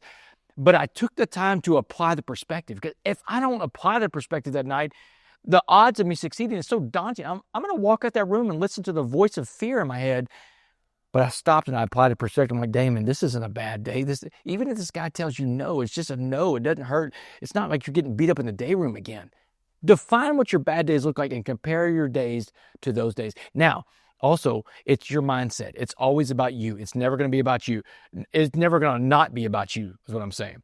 It's your mindset. It's like John Gordon talks about this. Some days you're sitting in traffic and the traffic bothers you, right? Some days you sit in the same traffic and it doesn't bother you at all. Is it the traffic or is it you? It's always you. It's always your mindset that you're in, the situation you're in. You've got to control. There's only 4 things you have control over. You control what you think, you control what you say, you control what you feel, and you control what you do. And if it's not one of those 4 things, you don't control it. But you have to focus on the things you can control and let go of the things you cannot control. The worst thing that can happen is they say no, and then you come and live another day. And the more people say no, the easier it is to keep coming back, trying to find a yes. And there's always a lesson to learn from failure. Failure gets such a bad rap, right? But some of the best lessons I've learned in life are when I've failed completely. I went to prison. You know, I failed so bad in life, I got sentenced to life. A jury threw me away. But I learned a lot of lessons while I was there. You can learn a lot from rock bottom. Rock bottom is a good place to build a new life on, man. It's a great foundation. So we talk about what makes people successful. One of the things that's made me successful is my preparation. Yeah. Extreme preparation is a term that I've coined, and I'm going to write a book on that. I am writing a book on that. You talked about practicing in front of the mirror your speech, and I've heard your speech even today. You're articulate. I mean, you got it down. It's motivational. How important has extreme preparation been to your success? And what's your advice to people who say, okay, you know, I got a speech, I got a corporate presentation, I'm going to meet with my boss, you know, I'll wing it for 10, 15 minutes, 60 minutes. Yeah. So extreme preparation, you're the best at it. You could write a master's class on it. You know, in fact, you should do a master's class on it sometime. I'll take it because you're very prepared. But I think one of the biggest things in life that like one of the separators I've had is my grit, my hard work. This is the same guy you're looking at when he played high school football. This little 5'10" guy that wanted to get a Division I scholarship. Yeah, outworked everybody. I'll outwork you. Doesn't matter who it is. I'm going to outwork you. And you're going to have to kill me to stop me, right? If I get it in my mind, I'm going to do something, I'll do it. But a big thing in life is doing what you say you're going to do. You know, your word matters. Your character matters. That's a big thing. Another thing in life is relationships. Relationships are everything, Randall. I'll tell you another story about relationships. Goes back to that story with Dabo and John. I was with Dabo a couple months ago. He came to see my new house that I just built because I call it the house Dabo built. I got the John Gordon pickleball court and the house that Dabo built. Ask you about the pickleball Yeah, court. but Dabo came to my house and he was just blown away at what my wife and I have done. And I had a bunch of people there waiting to meet Dabo, all the people we help out in the community, you know, the youth sports programs that we sponsor and all this other stuff because of Dabo believing in me. I believe in you, right? And so I fly back with Dabo to Clemson that night, and he's on the plane. He said, have I ever told you the story about that day that John and I were in the office and I told him about you for the first time? I was like, no, I've never heard your side of this. Just that John called me that day and said, I was with Dabo. He said, yeah, Damon. He said, so John gets done speaking to the team. We go in the office and I pull my keys out of my pocket, throw my keys on the table. Now, I had given Dabo a little wooden coffee bean keychain the year before, just as a little memento to say thank you. I didn't have much money. These little wooden coffee bean keychains weren't much on the internet. Gave one to him. I gave one to his ops guy, Mike Bewley, right? Dabo pulls out his keys and throws them on the table. John Gordon's eye catches that wooden coffee bean keychain. John said, hey, man, what's that thing on your keychain? Dabo said, oh, that's the coffee bean, man. He said, do you know the story of the coffee bean? John's like, no, I've never heard the story of the coffee bean. Well, we just had a guy named Damon West come talk to our team. Let me tell you the story of Damon West and tell you the story of the coffee bean. If I don't give Dabo that coffee bean keychain, we're not having this conversation today. But I wanted to build a relationship with Dabo, so I wanted to show gratitude to Dabo for what he did. And it doesn't have to be something big, man. It could be just like, you know, how do you show gratitude? How do you build a relationship? And some of the relationships, this is to your interns, this is to everybody, man. Some of the relationships you want to build in life, you're going to have to build them from a place of less than zero. Not everybody you call up for a podcast wants to do a podcast with you, right? Right? Many don't. Right. I hope everybody does. I hope you get on the train. And for all those of you who said no, I'm still coming after you to make it a yes. But you should. But here's the thing: you've got to build a relationship sometimes from a place of less than zero. What I'm telling you is this: that there's going to be people you want to build a relationship with, whether it's business or podcast or whatever, and maybe they've had such a bad experience with someone that's doing what you're doing. Yeah. Maybe you work for a company and it's someone that used to work for your company. They wore your same logo, but they're not even there anymore because they were so bad. But they burned bridges everywhere they went, right? But people don't want to, maybe you're a door-to-door salesperson, D2D, right? And how many people have a negative mindset, a preset bias of salespeople, right? You've got to find a way to build a relationship from a place of less than zero. And it can be done. I know it can be done. I'm an ex-con, Randall. You think people are just dying to hang out? You think people were dying to hang with an ex-con when I got out of prison? No. How many ex-cons that came before me have burned it to the ground because of their behavior after they got out of prison? They go back to prison. About 85% in the first 3 years, right? There's a number for that called recidivism. I had to build bridges and roads that weren't there for an ex-con like me. Now I go into Fortune 100s. I go into masterminds. I go into schools, athletic departments, college and pro. But I had to start from a place of less than zero to do most of that. You can do it too. Everybody can build a relationship with somebody in front of you. You just got to be willing to put in the work. And you mentioned something very important, which is these little mementos, actual physical, tangible things to provide someone that is a memory, is thoughtful, and says, okay, you know, Damon West gave me this. I teach this and I coach this, right? Oh, I'm very big on this. I said personal research and development budget. So I say to people, I said, all right, how much are you willing to pay for that meeting? Student, what are you talking about? I said, would you pay for a meeting with someone who you want to meet? And what are you talking about? I said, okay, you prepare for that job interview for 10 hours, 20 hours. You write the cover letter, you do this, you do that. And it may go in the trash, but you can send them a little trick. You're not bribing them for something, but maybe send them, some guy came in, wanted a job, bombed the interview, knew he bombed it, and then he sent me a letter with a little Michigan leather football. He said, I am really sorry I blew it. I want a second chance. I knew that day that I was hiring that guy. Wow. Just like that. Wow. And it's just like that. He's not bribing me. He probably spent $25 on his football, but I became his boss, his mentor. I paid him a salary to put food on the table. Right. And it's like people don't do this. Here's one more. That's crazy. So my friend Luke, hockey league player, didn't make it to the pros, played in the minors until he was 26 years old. He comes out doing commercial real estate. Now, this is during pandemic. It's booming. You can't get a warehouse. And he's a guy just making cold calls. No one's calling me back. I said, Sammy, how much are you willing to spend for a meeting? He said, what are you talking about? I said, let's make a personal R&D budget that you're going to spend. It's $1,000, it's $2,000. So I'm going to use that money to get a meeting. He's still, again, people got to wrap their head around this. This is a new concept. And I said, all right, here's what you're going to do. Would you pay $50 for a meeting? Would you pay $25? He said, I don't know. I said, let's settle on $50, okay? You're going to go to Starbucks. You're going to get a half pound of coffee. You're going to get a basket. You're going to get 2 mugs. You're going to start FedExing these to people with a nice note. I'm Luke. I love to sit down and have a cup of coffee with you, better in person. That's awesome. He fucking killed it. That's so wild. He smoked it.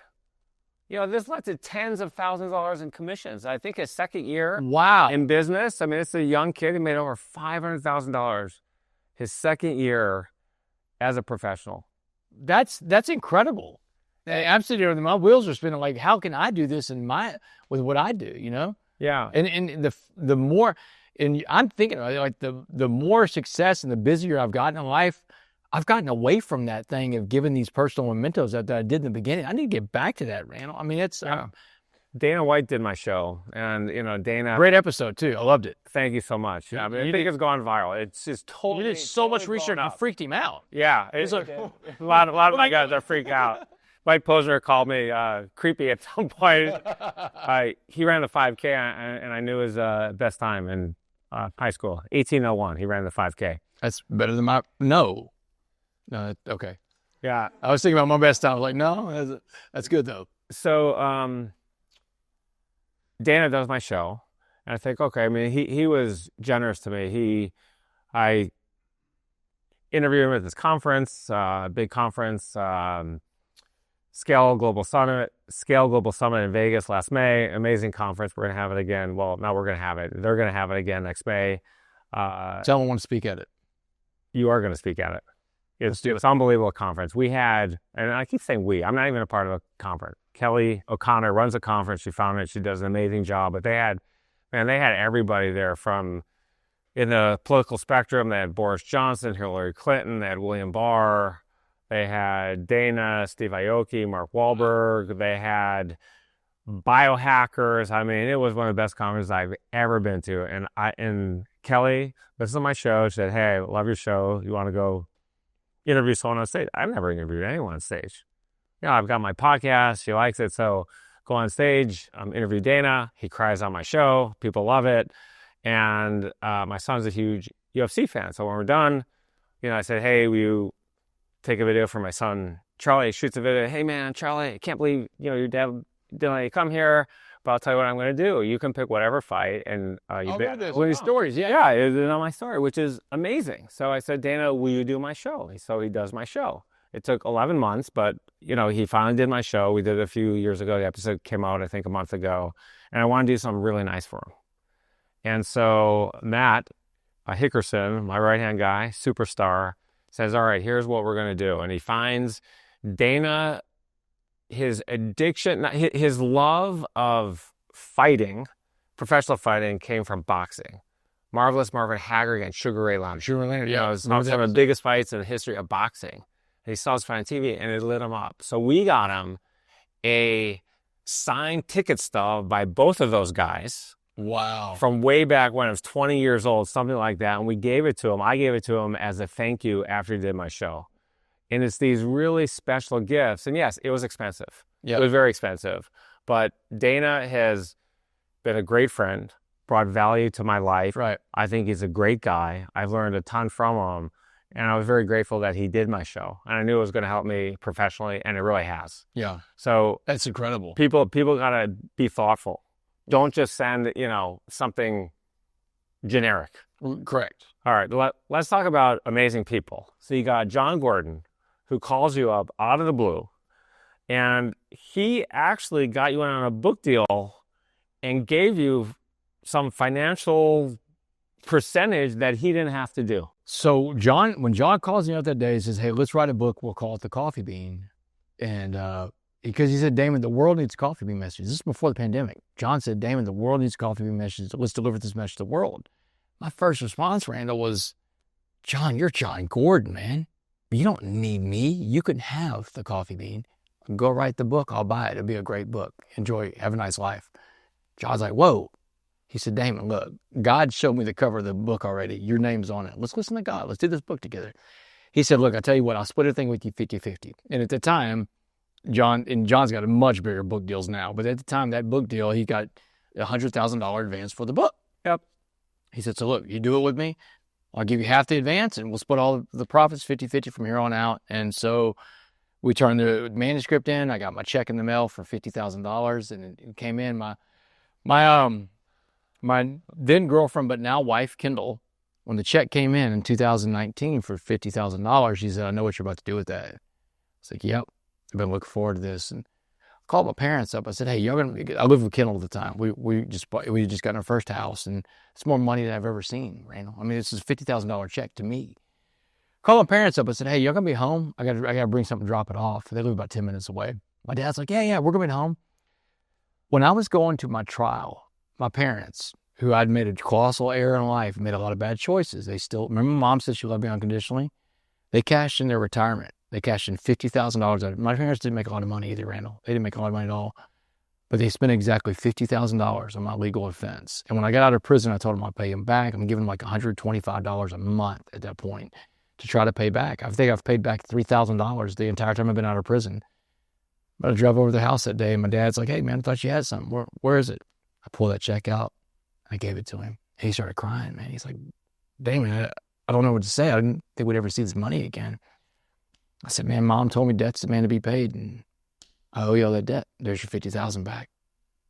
John Gordon gave me the ability to repay my parents that money back. In fact, when my dad died last year, one of the best things I can tell you, Randall, about that experience is that there's no regrets. He got to see me turn it all around. And then one of the last things he asked me is to take care of your mom. And I'm building my mom a house now, I mean, it's just... How great is that, by the way? Oh, dude, it's incredible, man. I mean, just to be in a position and sometimes it feels like I'm a time traveler. Like, to be 8.5 years ago, I was living in a 10 by 12 prison cell, serving a life sentence in prison. My wife and I just built a house. My little stepdaughter's closet is 12 by 12, It's like I measured the thing whenever they're building it. I'm like, this is bigger than my prison cell. But that's how great life is. But one thing was incomplete. And John and I, when we hooked up, we've done 3 books on the coffee bean. One is a kid's book, too. And it's been very successful. John has believed in me, man. John's like my guy, man, my mentor. I wouldn't be where I am without John Gordon. And John will tell you this, if I need Damon, pick up the phone, I'll call. He'll call me anything he needs, I'm there, right?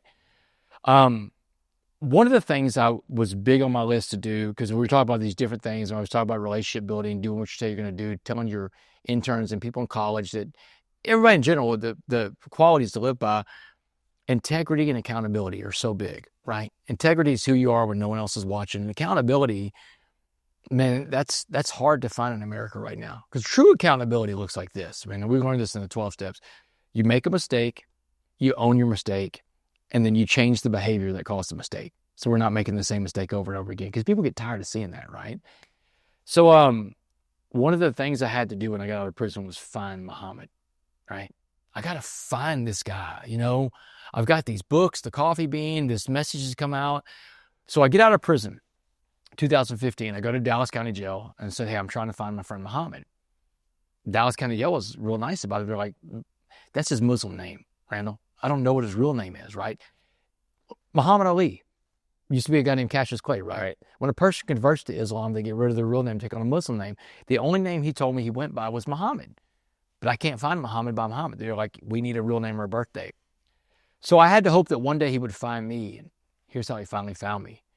2 years ago, I get a letter from an inmate at the Texas Department of Criminal Justice. Randall, I get a lot of letters from inmates now. Men and women that are incarcerated in the American prison system all over, they all write me, because you know who I am to every man and woman in prison? Hope. I'm hope. I'm the dream. They can touch the dream if they see Damon West. I'm Andy Dufresne from Shawshank. Andy Dufresne was hope. That's what the whole movie about Shawshank is, hope, man. And I love my role as Andy, man. I write all these inmates back, but this letter was different. There was no return address, had one sentence. Find James Lynn Baker, and you find Muhammad. That's the clue. It took me 7 years to get that clue, right? Go to Dallas, get a private investigator. First thing we found was his criminal record. And it matched everything he said in county jail, in and out of prison his entire life. All we got to do is find his current address. I go see my friend again. But we couldn't find his current address, Randall, because James Lynn Baker II, Muhammad, he died on May 9th, 2017 in Dallas, Texas of an opiate overdose. Oh, he's a drug addict, just like me. But he never got to a program of recovery. He never made it to 12 steps. There's a lesson there too, Randall. This guy sat on the coffee bean message his entire life, but he could not apply it in his own life. You can sit on all the knowledge and information in the world. You can read all the best self-help books, but if you can't apply the knowledge does you no good if you can't apply the knowledge. So now that I knew who he was, I had the private investigator go find his family. I said, I got to honor this guy somehow. Because Randall, we all know I'm not here without him, right? That old man tells me that story in county jail. So we found his family. He's got 3 living sisters. One of his sisters was the first Dallas Cowboy cheerleader ever. This woman named Von Seal Baker, a black woman, 1972, first Dallas Cowboy cheerleader.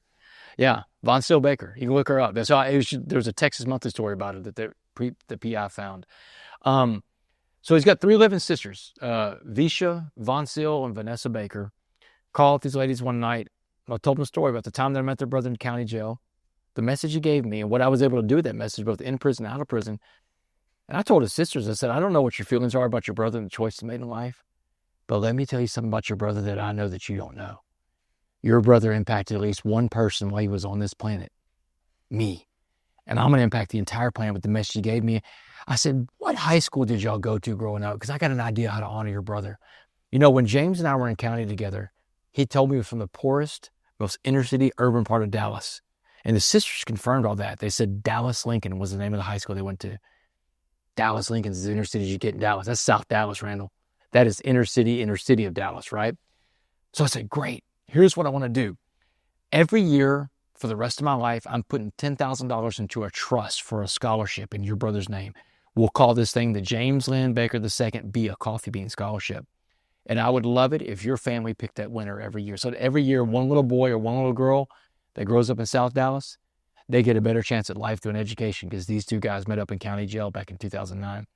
Randall, the sisters took me up on it. And now we've picked 2 winners of the scholarship. One of the winners was this little girl named Megan. Megan's mother's a school teacher. Her dad's a disabled veteran. Megan's sitting in classes at Texas A&M right now. Megan's going to be an engineer one day. Finally found Muhammad, Randall. Took 7 years to find this guy. Took 7 no's a night in Houston to get to the first yes I needed in life, right, with Dabo Sweeney. Took 7 years to get out of prison. Took me 7 years to turn all those no's into a yes that night in Houston, Texas, with Penn State now coming up. Life is about getting a lot of no's, man, getting turned down. Some of your goals are going to take longer than others, but you can't quit. You cannot give up before the miracle happens. There's also something in life called luck. And I think every successful person that I know, whether they admit it or not, there's a lot of luck in their success. I believe that. Ed Milet calls you up and he says, hey, you want to be on my show? What? No, Ed didn't call me. He didn't call you? Oh, no, this is another great story. This is a great story. So I want to get on Ed's show bad, and I don't know how to get on Ed's show. The only way I can contact Ed is through Instagram Messenger.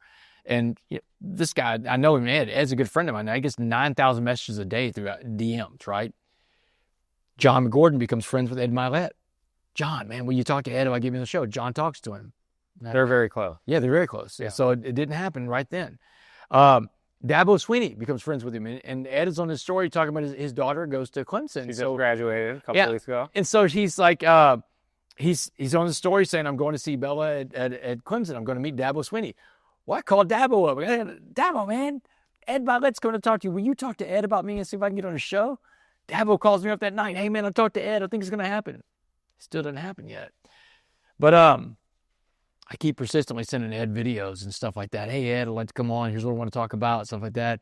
DMs. Yeah, dude, I don't have his cell phone number. Yeah. So, you have it now. Yeah, I have it now. We're friends now, and so he's a great guy. I've been for 10 years. He's a good friend. Came on my show. He did, man. That doesn't surprise me. He's such very early when you appreciate every single person that helps you. I mean, when we started our tech company, I remember every couch I slept on. I remember everyone that helped me. Yeah, and he helped me on my show. He came on early. Well, he let me on. He's finally let me on. And everything to do with John Gordon, get me on that show. It was May 12th, 2022. I get a DM from him on Instagram. All right, Damon West, May 18th, 4:30 p.m., Sirius XM Studios in Los Angeles. There's your window of opportunity. Here's my producer. Can't wait to see you on the show. And I show up that day on May 18th, which is, May 18th is a big day for me. It's the day I was sentenced to life in prison back in 2009. May 18th, 2019 is the day I got married for the first time, 10 years to the day I was sentenced to life in prison. Or my wife says you went from one life sentence to another, right? So, but May 18th, 2022, I sat down across from Ed Milet, and man, that podcast was revolutionary for me. I mean, it plugged me into a world of people I didn't know that didn't know me. Millions of people listened to that podcast, and I think the first day I got 1,000 DMs. My speaking business took off like that. So many people that listen to Ed's show bring speakers in, and of course they heard the story, man. And you sit there and listen to the story, and you're like, man, there's not a lot of stories out there that have the amount of lessons that are in this story right here, right? Because the place where I had to learn these lessons from, it's the place that people are most curious about too, right? I mean, people love stories that have certain elements in it, right? We love stories about overcoming adversity. We love the underdog journey, right? We love sports stories. Sports are great. Sports sells in America. Sports are great united in this country. We love stories about prison. I got them all. Here's why we love stories about prison, Randall, because you can't go into a prison. There's only two ways to get into a prison. You either work at the prison or you live in the prison. And so people love prison stories. And if you have those elements like that, like I have in my story, it opens people up to a whole world. Think about the things we talked about here today. I talked about, crime and punishment. We talked about race and disparity. We had conversations here that you don't see people having a lot of times, right? But there's a way to have it, and it's when you have a vehicle like this to have it on. That's why Sabor said sometimes they lock up the right guy, because here's this guy. I went into an environment as a white guy, a white middle-class guy that I've never seen before, and opened my eyes to so many things. I was a sober observer and a listener and a learner while I was in there. And I saw a lot of things that I'll never be able to unsee. And I wanted people to take me serious. I was to the point that I went out and got a master's degree in criminal justice. So I wasn't just some guy that went to prison and got out. And let me tell you what I learned in prison. No, I'll go become educated. You'll call me Professor West, and I'll tell you all about it, So it's about putting in the work. I think one of the things that make people successful is modeling yourself after different people. Ed, I've known for 10 years. I saw him grow his business. I think he's one of the best, if not the best, motivational speaker in the world. He's incredible. You're up there too. And Ed's better than me. He's actually the reason that we're here, because we go through and we look at the top shows and see who they've had on his guest. Wow. And so I went on his list. That's how you got to me? That's how I got to you. So I DM'd you. That's so crazy. That is crazy. So I've never. I'm going to share that when I get done, man. That blows me away. And now we're good friends. You're on my show, and John has become a very good friend. In fact, when Dave and I leave here today, John Gordon is playing pickleball at my house right now, and we're gonna go play pickleball with John. And John's a mentor to me as well. It's been great. He's been very helpful to my show. Before I finish today, I want to go ahead with some one-answer questions. Fill in the blank to excellence is what I call it. The biggest lesson I've learned in my life is it has to be one word. One word. One word. Yeah. Useful. My number one professional goal in life is? Serve. My number one personal goal is? Also serve. My biggest regret is? Muhammad. Well, not finding Muhammad. That's not my biggest regret. My biggest regret would be, I don't know if I could sum it up to one word. But I mean. Well, you could say it could be one sentence. Addiction. Let's just say addiction. Yeah. My biggest fear is? Apathy. The craziest thing that's happened in my life is? Freedom. The funniest thing that's happened in my life is? Let me think. The funniest things that ever happened in my life. Let's come back to that. Okay. The one thing I've dreamt about doing for a long time but haven't is? Skiing. I've never been skiing. You got to make it happen. I'm an athletic guy. I mean, I think I can pick it up pretty well. If you can go back in time and give your 21-year-old self one piece of advice, what would it be? But it's more than one word. Ask for help. We're going to go back. The funniest thing that ever happened in my life is? I think that, there's so many things that I've experienced now, Randall, being a husband and a stepfather, because I never thought that was possible to me. Like, I laid in my bunk in prison, and I thought, there's no way I ever find somebody that loved me. And if I find someone that loved me, their family won't love me. I mean, who wants the baggage of this guy? And there's just a lot of collection of funny things that have happened being attached to having a family and being a stepfather, because I have a stepdaughter. And, yeah. So I don't know if I can just sum it up to one thing. It's just being a family guy has opened me up to a lot of funny things in life. It's been fun. If you could meet one person in your life, who would it be? Alive or dead? We'll go one-on-one. One and then the other. First person. Be one person alive. I'd really like to meet Taylor Swift, because my little stepdaughter wants to meet her. So I got to find a way to get Taylor Swift's attention for her. So I would use mine up for Clara to meet Taylor Swift. That's awesome. Taylor Swift. Yeah. So we went to her concert in Nashville, and like Randall, I'm one of those guys that believe I can do anything. I can make anything happen. And I can usually pick up the phone eventually through one degree or 2 degrees of separation. I can make it happen. Two of my people that I know in this world, in the recording world, they know Taylor Swift's people, and they both got back to me individually and said, she's not meeting with anybody because of COVID stuff. It was last year, but COVID wasn't going on, but she just wasn't meeting with people because she didn't want to get exposed to people. So I couldn't take her, when we were in Nashville, I couldn't take her to meet Taylor Swift. I was like, I'll make it happen. She's on tour right now. My daughters are in Europe. They just graduated college. I'm going to meet them in Portugal in 10 days. They're flying to London next week to meet, not to meet her, but to go to her concert in London. So it's such a good show. Yeah. She is such a good entertainer, man. She's the best. My little stepdaughter and my wife were both in tears at the concert. Every woman in the stands was in tears. And it's just, I understand the draw to Taylor Swift. One of my friends in life, and we recently became friends. We're not like best buds or anything like that, is Andy Reid. And I had dinner with Andy Reid last week. And Andy's son is a good friend. Britt Reid, his son, is a good friend of mine. And Britt told me that his dad said, best compliment I could ever receive. His dad said, I really like Damon a lot. He thinks like a quarterback. Coolest compliment, right? That's Andy. A great one. Oh my God, it was so good. You got that one. Tom Brady called it. Yeah. Cannon. So it's like awesome. But yeah, man. So being a husband and stepfather opens you up to a lot of stuff. And like I would burn up the meeting somebody on Clara to meet Taylor Swift, and someone dead. I want to go back and meet someone from ancient Egypt and find out how they did all they did. It had to be somebody from that time, 35,000 years ago, because I don't think these things are like 4,000 years old, pyramids and all that. You're Mr. Rogan. He talks about this sometimes. No, I don't listen to Rogan. But pyramids are... But I want Joe Rogan on my show, by the way, just as an FYI. Sorry I haven't listened, but I do want you on my show. But I want to find out why they could do the things they did back then that we can't do now. Like, I'd have to meet somebody from that period to have it explained to me, how did y'all do all this? How did y'all make, these 7,000-ton blocks and stack them up? And none of those blocks are the same size for the pyramids and stuff like that. I'm not a conspiracy nut, but I think there's so much we don't understand about ancient Egypt that they understood then and we can't figure out now. We're going to end it on this. Did you ever think in your darkest moment, sitting in that cell with a life sentence, that you'd be out today with your dream home. By the way, great shoe closet. I saw that shoe closet, man, and I wish I had all the room for my shoes.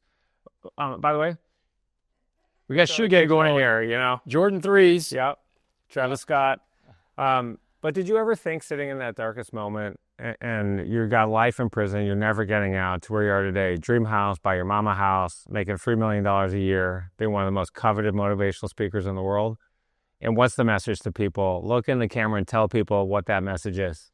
Yeah, first of all, never expected to be here in life, but man plans and God laughs. And be careful about the goals that you set. Make sure you're setting them high enough, because if you live a life that's full of serving other people, being useful to society again, and putting in the work, then you can accomplish every goal you set. So don't set your goals too low in life. And Randall, I would also tell you this, that I know that in life, usually you get one chance in life. I've gotten an amazing second chance of life, and I wake up every single day with a get-to attitude. Like, I get to do this for a living. And I tell my wife every day, I can't believe this is my life, Randall. I can't believe it, because I get a chance to go out there and impact the entire world with a message that was given to me and change people's lives. I've seen people's lives get changed by the coffee bean message, and it blows me with it. I could be a conduit to that, but you have to be open to be a conduit of that kind of stuff, man. Share your gifts with others. And you're so inspirational, motivational, one of the best guests I've ever had, best story ever. Man, I appreciate that. You've had some great guests. And you've been a mentor to me, just even watching your progress, because I want to go out and do corporate speaking, and I'm working on my speech as well. I've got the mirror. We rent sound stages, to do it. That's incredible. It's been great to watch all your success. I mean, I've seen it just explode. I'm so happy for you. You send me texts late at night and stuff. Yeah, I appreciate that. Yeah, I do. I text you regularly. Yeah, and this is great. I respond back as quick as I can to you, man. But you're waking up at 4 o'clock in the morning, 3:30 in the morning. Driving in 3 hours from airports in little cities that there's no direct flights, taking 2 or 3 flights. But it's I admire you, tremendously. Now let's get the F out of here and go play some pickleball. Let's go do it, man. Look, if people want to find me, though, man, my website. Tell everyone. Sorry. Yeah, my website is damonwest.org, DAMONWST.org, and Instagram and Twitter or X is at DamonWest7. And books are anywhere. The books are mainly Amazon, Barnes & Nobles, places like that, but Amazon runs the world, so you can find anything I've written on Amazon. But DamonWest.org for speaking. Congrats, my man. I mean, so happy for you. Yeah, man. Thanks a lot, bro. Appreciate you, man. I got it.